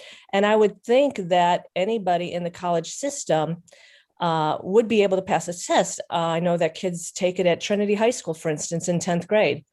And so I don't think it's cumbersome upon college students to have to know this information and pass this test. What's interesting was a couple years ago, before the State Board of Education, the Exeter Teacher of the Year came and spoke to the State Board of Education after winning that award. And he brought up an interesting point. He actually taught civics in Exeter. And he brought up a point that with the focus on STEM right now, there is so less of a focus right now on the liberal arts and these other courses. And he really made a case while receiving his award about the importance. And you'll hear Supreme Court Justice Sotomayor and Neil Gorsuch, they speak about the lack of civics education amongst students graduating from high school and college. And so I think that there is a national crisis right now. And from my research, what I'm finding in the classes is a real focus on activism without a focus on knowledge. And so what we're creating is we're creating a lot of activists out there, but they don't have those fundamentals. And even my own daughter saw that her first year of college, that in one of the courses that she took, that, you know, students were asked to give their arguments on certain civic matters. And a lot of them were referring to their feelings. Well, I feel this way and I feel that way. But a lot of the students she noticed weren't drawing upon facts and information and, you know, the US Constitution, just for instance. And so I think I think we all know that there's a problem. And I feel like this might be a way to start saying, you know what, we need to go back to the basics. I do understand the concerns that some of the senators have brought up. I do, you know, it is concerning when you're making this a requirement, but I just don't understand how else we go about ensuring that we have an educated citizenry on civics education. For instance, I attended a meeting probably about 3 or 4 years ago with a Manchester teacher who said that, you know, the students were graduating, they don't have basics in math. We have a real problem. I sat with Bedford students at counting ballots. This was several years ago. And I sat with seniors and I asked them, I said, are you required to read the US Constitution when you graduate high school, by the time you graduate high school? And the answer was no. And I said, so if I refer to, you know, the 14th Amendment, do you know what that says? The answer was no. These were graduating seniors from high school.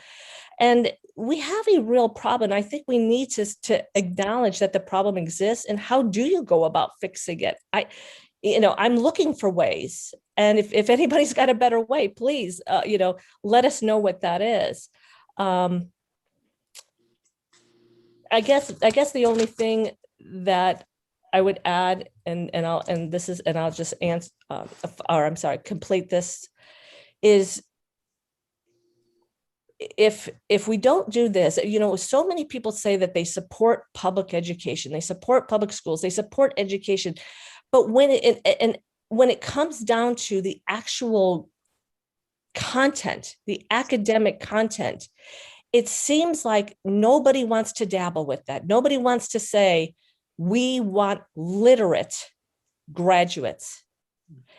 But we're all about, let's send them money. Money supports these institutions. Let's make sure that we're focusing on money. But how do you say that you support a quality education and then not support improving it?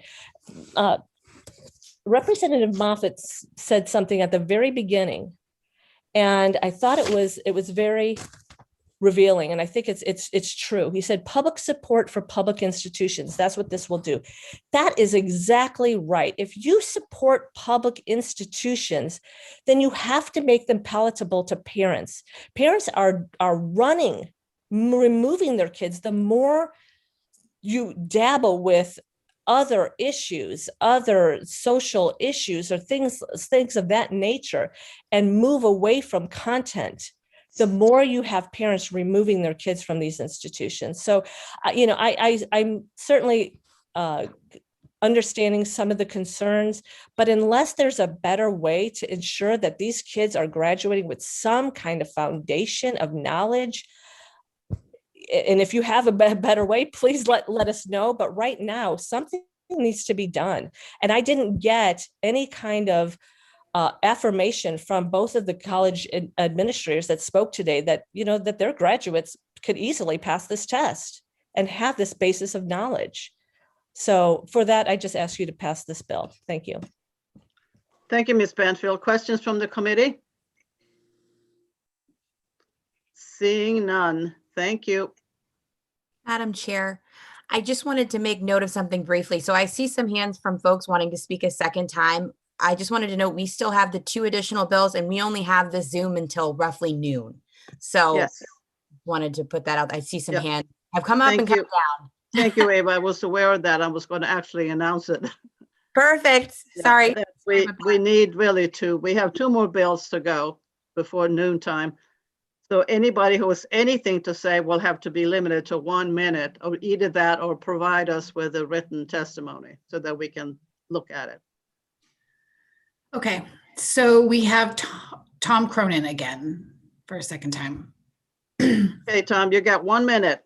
Perfect. I will use 30 seconds. Thank you. I apologize. I just wanted to make it clear that we did support the suggestion of a compromise offered by the community college system that would ask our colleges, universities to do programming around Constitutional Day, perhaps using the citizenship and immigration test as a guide for what that programming could be. I think in terms of how we might actually do a better job of helping students to understand these concepts, it would be, I think, better focused around programming as opposed to, as the sponsor noted, putting this test online where there is a study guide that gives you the answers to all of the tests right next to it and having them simply literally check a box as a graduation requirement, as opposed to perhaps working to offer programming to help students understand these concepts. So simply relaying that we do support the idea of programming as opposed to a graduation requirement. Thank you very much. Thank you. Did you say we have another hand up? No. Not. Okay. I think we're all set then with House Bill 319. We're moving on to House Bill 321. And at this point, since we have only an hour for question and answers, I will have to limit each speaker to 3 minutes. And if you have a written testimony, summarize it, or think in terms of maybe sending in a written testimony if you have very much to say. Okay, Representative Moffett, you are the sponsor of 321. Yes, thank you, Madam Chair. Back again. I lost you briefly. Hopefully I won't lose you here. For the record, again, I'm Representative Mike Moffett, Merrimack District 9, Canterbury Loudon. This is a little shorter.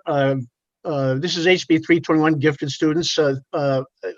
We think it's a very cool bill with bipartisan support and bipartisan sponsorship, including reps and senators from both parties. And this measure simply calls for a best practices folder or a virtual folder at the Department of Education for districts and communities to simply share policies or initiatives that address the unique needs of so-called gifted or talented students.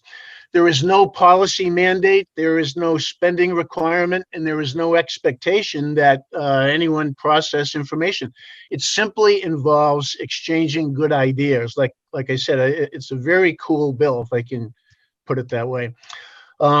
Just asking people to share what they do for gifted students. That I used to teach at Trinity High School where they had a math team, math club. That's one example. And the requirement simply involves mailing or emailing a message to DOE about existing policies or initiatives, practices concerning gifted students. And the localities locally will determine what they feel are gifted or talented students. And the requirement can be satisfied in a minute or so. And sadly, because so many or so few districts do much in this area, the message in many cases to DOE from the districts would simply say, we currently have no programs or anything to identify or support gifted students. After working with House researchers and others on this, it became apparent that New Hampshire is somewhere around 50th in the nation in terms of what we do to identify and support gifted students. Even Mississippi, nothing against Mississippi, except that Mississippi is often held up as the 50th in terms of education. Mississippi does more in this area than we do. They do some cool stuff that we do not. So again, to finish up, with no policy requirements, spending requirements, and minimal administrative requirements, this bill would require long overdue discussion in every community, every district, and raise awareness about how to better serve a long neglected but very real student population. And finally, as an advocate for public education, I see this as a measure that would increase support for public education. So thank you again, Madam Chair and company, and I would be happy to take any questions. Thank you, Representative Moffett. Do we have any questions from the committee? Senator Prentice, a quick one. Yeah, absolutely. Thank you, Madam Chair and Representative Moffett. So maybe I'm not reading this correctly, but what you said makes sense to me. But this talks about a requirement for an annual report concerning gifted and talented students. Yeah, thank you, Senator. Yes, this bill simply asks that districts share what they do, if anything, with DOE. So as I said, all it necessarily would entail would be to simply send an email with an attachment sharing what they do. And in many cases, because they don't do anything, they would just say, we don't do anything. So there is no policy mandate. The only requirement is simply to create a best practices folder, so to speak, to share ideas. But nobody has to do anything other than share what they do if they do anything.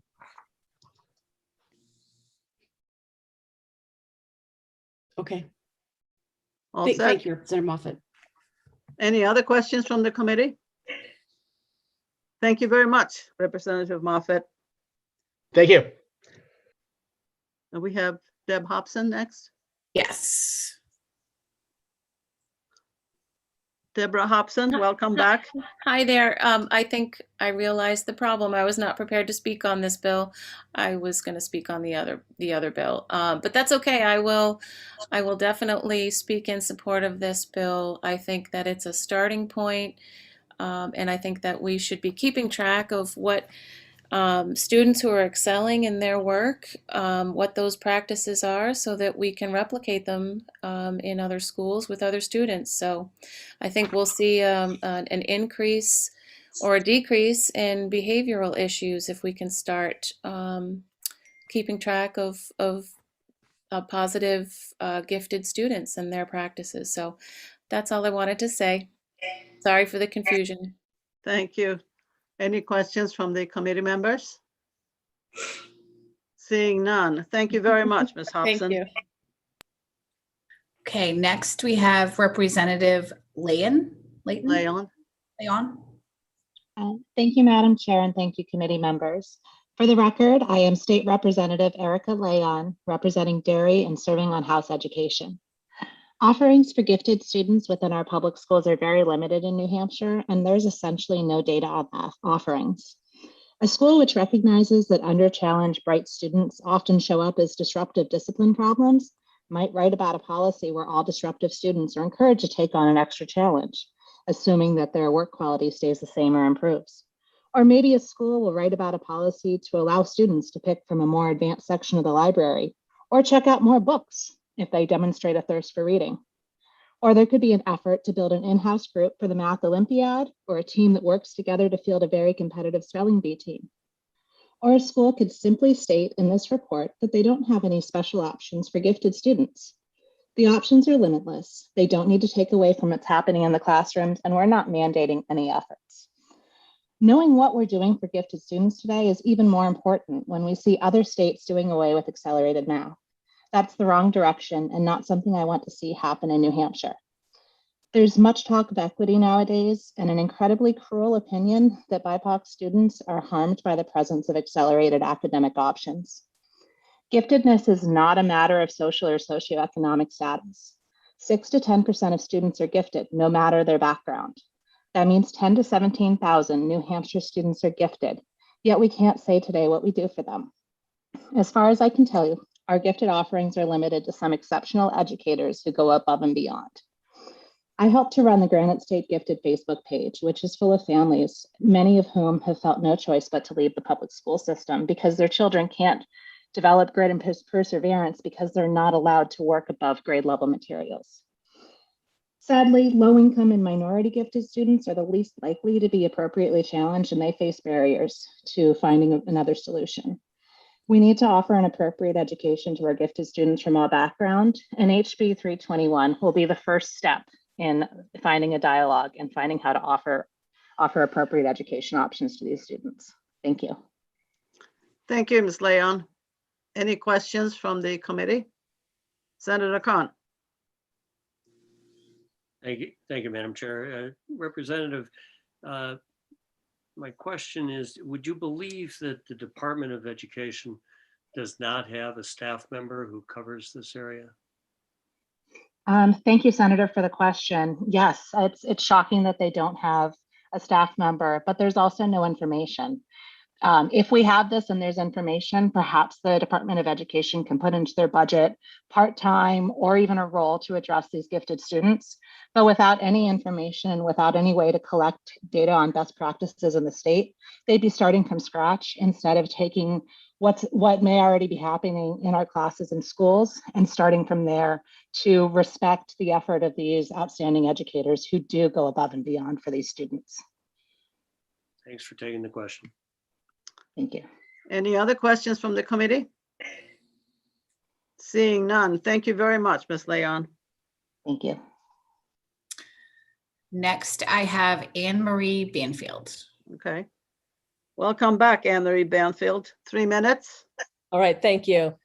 I am here in support of HB 321.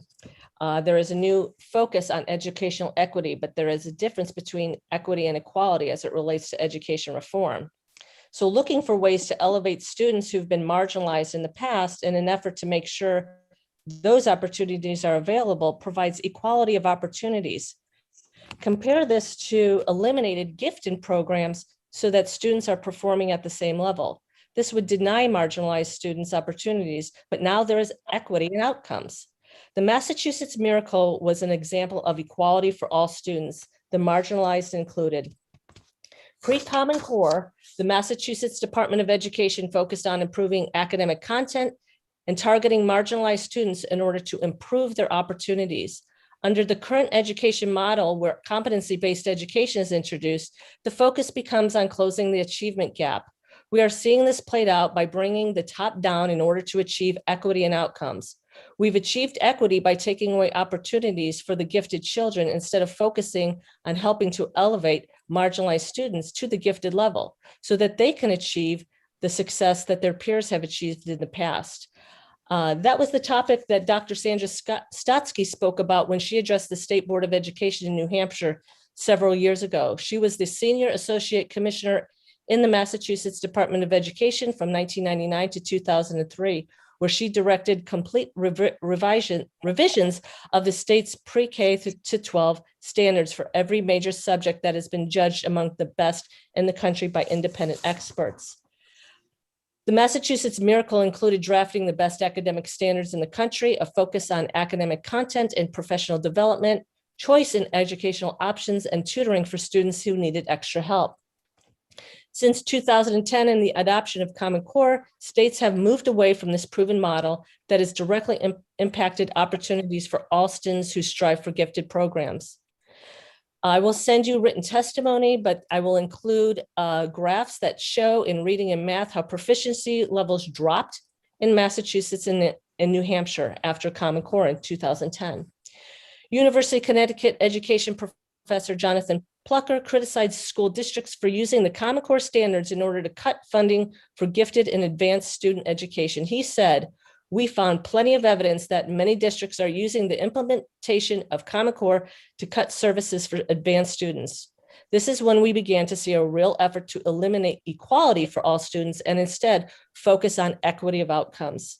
This is what the National Association for Gifted Children had to say about Common Core state standards. Despite the obvious connection to the field of gifted education, the nature of advanced work beyond Common Core state standards is not addressed. In fact, the authors of Common Core state standards stated, the standards do not define the nature of advanced work for students who meet the standards prior to the end of high school. Although the Common Core standards are considered to be more rigorous than some current state standards, they fall short in meeting the specific needs of gifted learners, and if held directly to the standards, could actually limit learning. So here is an example of what was reported with gifted education in Indiana due to Common Core. The gifted Ms. Banfield, could you summarize, please? Okay, sure. For those who are interested in improving the public schools, these are the discussions and debates that need to take place, providing direct help to marginalized students so their opportunity for success is available. Finally, the first step is to see what local schools are doing to elevate these opportunities for children. not by lowering the bar, but by offering real opportunities. So I urge you to vote ought to pass on HB 321. I will send written testimony that includes more information, and I urge you to read that. Thank you very much. Thank you very much. Any questions from the committee members? Senator Prentice. I don't know if this is, Madam Chair, a question for Ms. Banfield or the sponsor Representative Moffett. And I brought this up a little bit earlier. As I read this, this is a bill that requires, and it does say it requires, it uses shall in here, an annual report to be submitted. Will be submitted, and it's not just in the analysis, but on the policies, programs, and procedures in place to identify and accommodate the needs of gifted and talented students. And it goes further in talking about, what gifted and talented students mean. It talks about, this is a very brief bill. Public schools shall submit a narrative report to the Department of Education. Again, detailing. So first I heard Representative Moffett respectfully say that this was a place where it's kind of like a shared folder could be put, and school districts could share information on their programs, policies, and procedures for gifted and talented students. That seems to me like, okay, that's good. And in fact, I don't even know if we need a law for that. But this, as I read it, is about making a report. So am I missing something here? What are we focused on? Is that? So if you can, Ms. Banfield, do you want to answer that question? I believe Representative Moffett may have addressed this in the House, and I think he would probably be the better person. It sounds like you're looking for some technical information that I think he might be better to address that. And he has his hand up. He has his hand up, yes. Oh, okay. Want me to bring him in? Okay. Yes, please.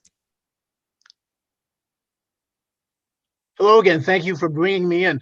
Thank you, Senator Prentice, for the question. To be clear, this is simply an information requirement, not a policy requirement. Schools already have to submit all kinds of information requirements on student populations and budgets and you name it. So this is an information requirement, which is routine. It's not a policy requirement. So hopefully that helps a little bit. Thank you very much. So appreciated, Representative Moffett. Madam Chair, I'm all set. Any other questions from the committee? Thank you very much, Representative Moffett. Thank you. Okay, I don't have anyone else signed up to speak. So if anybody else wishes to speak, you can raise your hand. I don't have any hands raised, Senator. Okay. That will finish the public hearing on House Bill 321. Now we go to House Bill 464. I will let in the prime sponsor, Representative Cordelli. Mm-hmm. Welcome back, Representative Cordelli.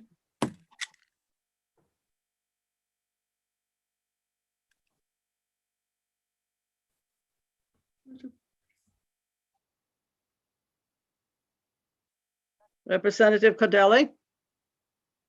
Yes, I had nothing further. I'll pass. You're going to introduce 464? Oh, I'm sorry. Sure.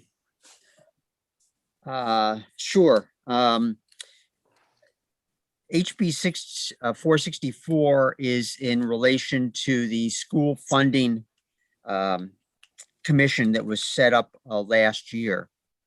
That commission issued their final report in December. The statute, however, says that they continue on until recommendations of the commission are recognized by the general court. We had discussion about that in House Education, and it was decided that the committee has really finished their work. That was the amendment that was I think, passed on to the Senate. And so it was, I believe, a unanimous decision of the House Education Committee and on the consent calendar that the committee has finished and that does not need to continue on. And that's basically it. I think that some of the House committee members might be in line to testify in relation to that, that amendment as well. Thank you. Thank you, Representative Cordelli. Any questions from the committee? Seeing none. Do you have a question, Senator Prentice? Representative Cordelli, Madam Chair, if I may. And actually, not for Representative Cordelli, if I could ask Senator Khan a question. Because Senator Khan worked on this commission, correct? I did. Okay. Hi, I'm sorry. No, sorry. I had to hop off. No worries. Okay, thank you, Representative Cordelli. On Senate Education, and they called on me to introduce another bill. Okay, thank you very much. Okay. Has the General Court addressed the recommendations of the commission? You know what? We have Caitlin Davis available, and I think she may be able to answer some of the questions. So Caitlin Davis from the Department of Education. And Senator, I'd be glad to talk with you offline. Okay, thank you. Okay, go ahead. Do you want me to bring Caitlin Davis in? Because I don't see her. I do see Senator Representative Ladd, though, who has signed up. Well, Representative Ladd is also a speaker, but I thought since Senator Prentice said if Caitlin Davis was here, she's supposed to be able to answer questions. But maybe we can listen to Representative Ladd before Senator Khan. Representative Ladd. Thank you very much, Senator and members of the Education Committee. I was a member of the Funding Commission, and the commission work is now done. Final reports have been issued, both minority and majority report, and been received by the House, the Senate, the governor, and the state library. The commission work, I'd like to talk just a little bit on that. I want to thank all the folks that served on that commission. There were 17 members. And we worked on this through a very trying time through this past year with the pandemic. And I'm sure that Senator Khan will also agree, Zooming 2 or 3 times, 4 times a week at times is extremely difficult. And you're all at the same time trying to do research and provide needed information by way of subcommittees to the commission. The commission study did review revenue sources, inequities related to the opportunity to receive an opportunity for an adequate education. We looked at physical capacity disparities between districts. And I was very interested when we were discussing some of the issues that are perennial issues here with us, dealing with career technical education, transportation and tuition, catastrophic or special education aid, school building aid. Those issues were all discussed. Since the issuance of that report via various House bills in the House side as chair of education, we have discussed the education issues. I believe that there are some major hurdles we have still to deal with, and that's going to be dealing with these inequities and disparities between districts. And the job of now putting a financial formula in place that can address some of these holes we have is still needed to be completed.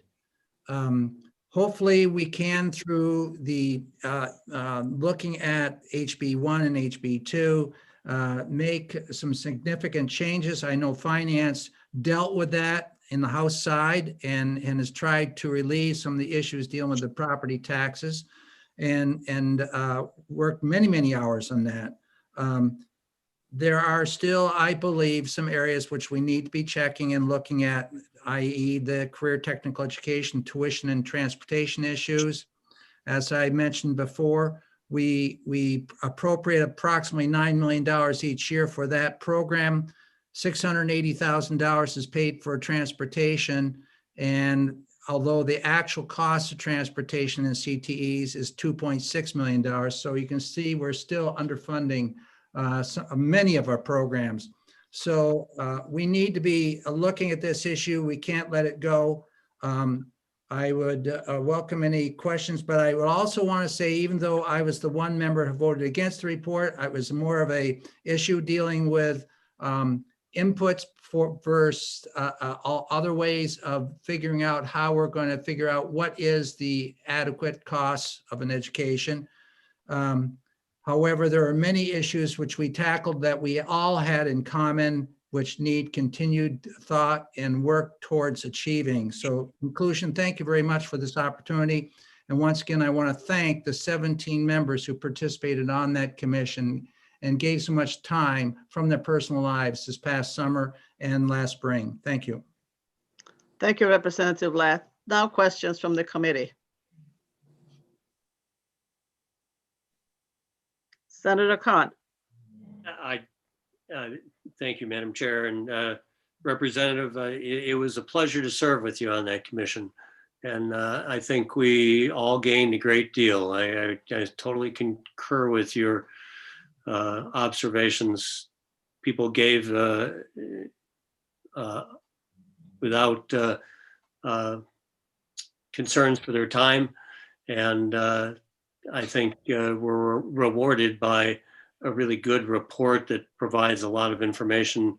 Hopefully the legislature will be able to draw upon in the future in many of the ways that you already cited, as well as looking at some of the outcome disparities and fiscal disparities that exist. So thanks for your support for what the commission was able to accomplish, and thanks for your efforts too.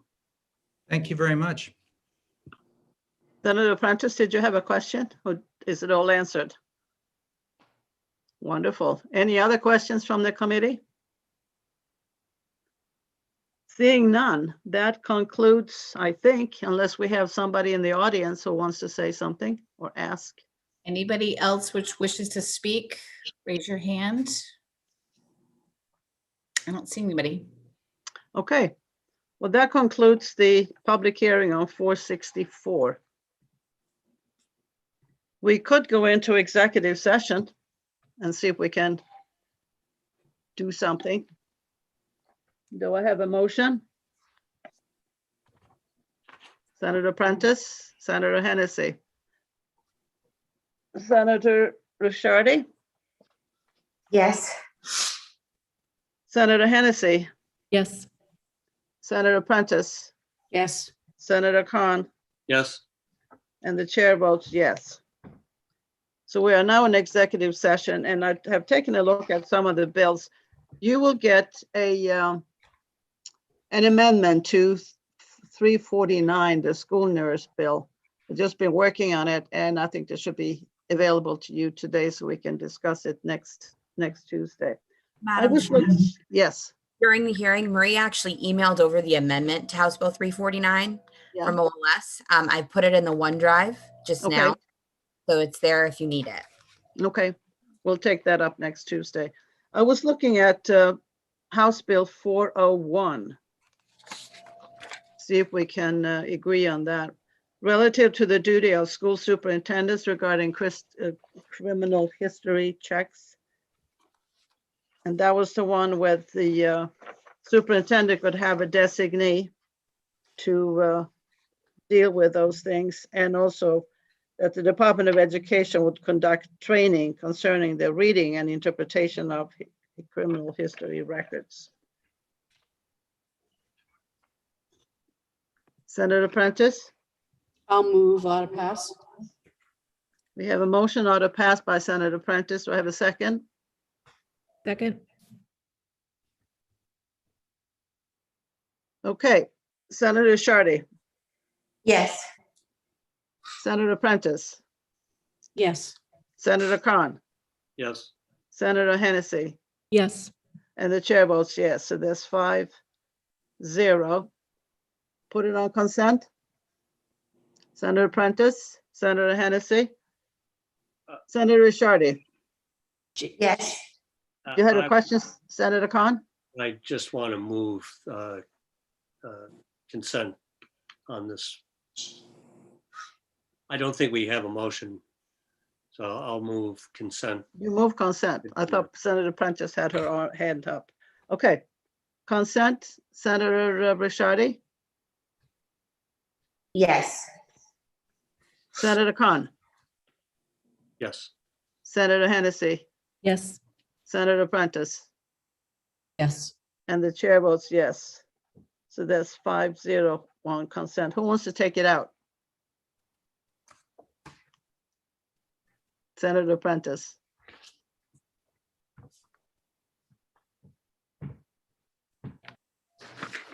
Okay.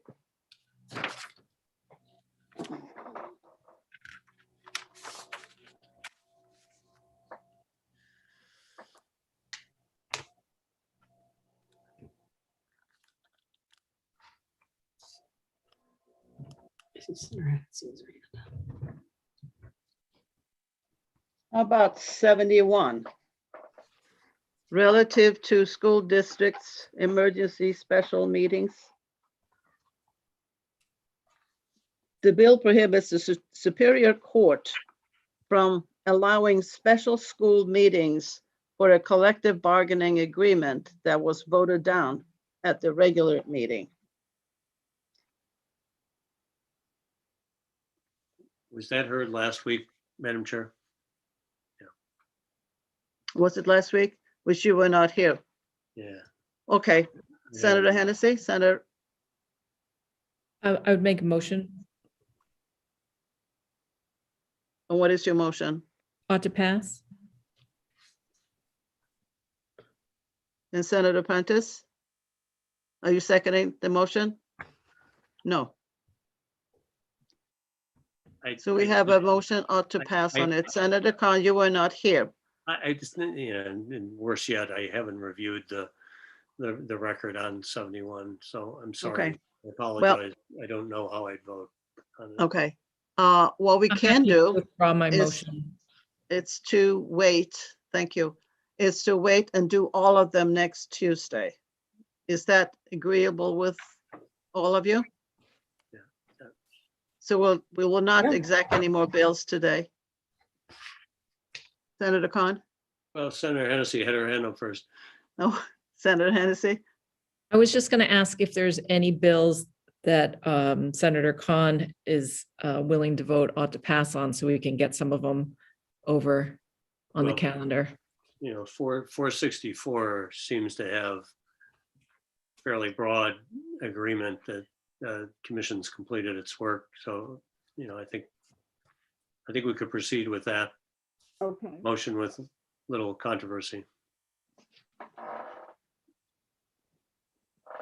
That's Okay, do I have a motion on 464? Senator Hennessy? Ought to pass. second. Do I have a second? Second. Second by Senator Khan. Senator Prentice? Yes. Senator Shardy? Yes. Senator Khan? Yes. Senator Hennessy? Yes.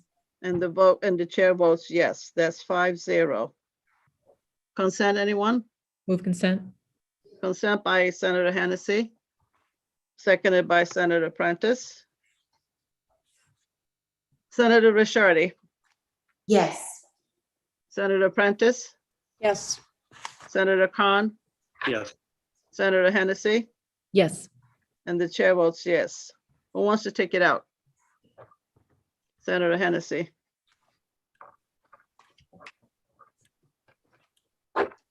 And Senator Hennessy, I'd be glad to take that out if you have any hesitancy there. Oh, you can take it out. That's fine. Thank you.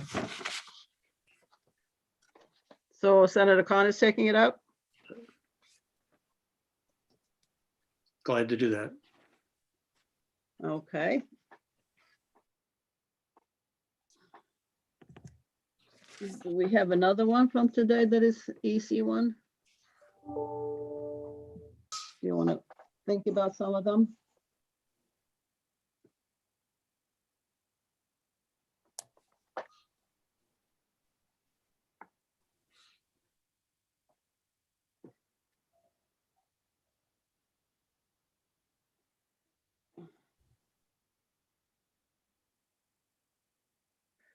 Senator Kronberg, you're here for 182? Senator Hennessy? Madam Chair, I was going to ask if the committee would be open to voting on HB 321, requiring school districts to submit an annual report concerning gifted and talented students. I know Okay, that was today. That was today's, right? Yep. That was today. 321.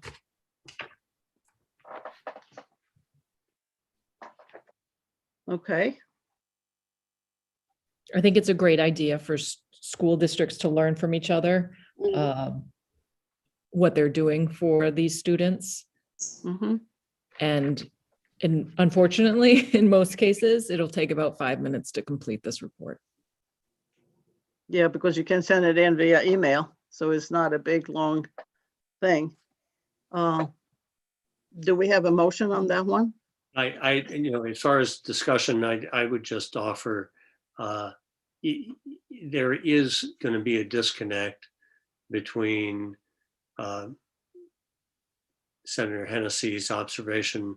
This will give some opportunity for collaboration, and the actual actions of collaboration as a result of the report. And what we're lacking, and I think the part of that disconnect and expectation is, and what does the Department of Education's role become when it, just puts something in a file, which is about all that they are currently able to do without the expertise to facilitate some use of the information or even access to it. So, I think we've all seen instances where high achieving students would benefit from greater stimulation and opportunities for activities through the schools. So I don't have an objection to the bill. I just, it's and would vote in favor of a motion to ought to pass. I just am concerned that, we didn't, it's doing something, setting an expectation without really following through with an action. That's my concern. Thank you. I think that's a very valid point. Is there something we can do as a committee amendment to put a little stronger, require a plan of action? Senator Prentice, you had your hand up. I'm just thinking about what the action, what the committee, I mean, would it be, should we hold on to this or re-refer it to address Senator Khan's point, or, if we're going to amend it with a plan of action, what would that be? Besides, I'm following your lead, Senator Ward. I don't disagree with you. I'm just like, I'm not sure where to go with that, like what the plan of action would be. It seemed like maybe a question that the commissioner might be valuable to hear what opportunities he would see for use of the applying the information, use of the information to facilitate collaboration. Yeah. Well, it seems to me a shame to sort of put it in a folder and you have the report, and then what do you do with it? Yeah. I'll be happy to talk to the commissioner. I can do that and have it ready by next Tuesday. With that, Senator Prentice? Yeah, I think, Madam Chair, I think that would be great. And I just wanted to add on a practical side, in some of the work that I do in my not-for-profit world, we gather together resources that are, for our membership to share in targeted areas. And we put them in these shared folders, and they use, when they have a question like, how am I going to address this issue? The first place they go is to look and see what other members that are in like roles are doing, so that they're not recreating or starting, they're just not starting from scratch. And I find that there's benefit from these types of actions and conversations, but there has to be an expectation on the other side of it. So I think it's worthwhile to continue to push forward. It's just, where is it going to go? Okay, I will contact I'll talk to Representative Moffett and also contact the commissioner to see what the plan is after the information is gathered. Will it be available to other schools to look into a folder, as you suggest, to find some answers, or what happens? Yeah, and that's, Madam Chair, and in the initial testimony by Representative Moffett, I believe that's what he was talking about. To me, it sounded like a shared folder, but the language of the bill talks clearly about reporting. So that's where my disconnect was, and I've been trying to shore up during this. Okay, I'll be glad to connect with those two people and have you know that before next Tuesday, so we can act on it. Thank you, Madam Chair. Does anybody else have a bill that you think we can take care of today? If not, then I'll entertain a motion to get out of executive session. So moved by Senator Prentice and seconded by Hennessy. Senator Ricciardi. Yes. Senator Hennessy. Yes. Senator Prentice. Yes. Senator Khan. Yes. And the chair votes yes. So we're out of executive session. Do I have a motion to adjourn? Senator Hennessy and Senator Prentice. Senator Khan. Yes. Senator Hennessy. Yes. Senator Ricciardi. Yes. Senator Prentice. Yes. And the chair votes yes. Thank you all very much. And next Tuesday, we have no more bills. So we will be executing all of the bills that we have. So if there are any questions or anything, take a good look at them so you are ready and prepared. Okay? Thank you very much. Thank you, Madam Chair.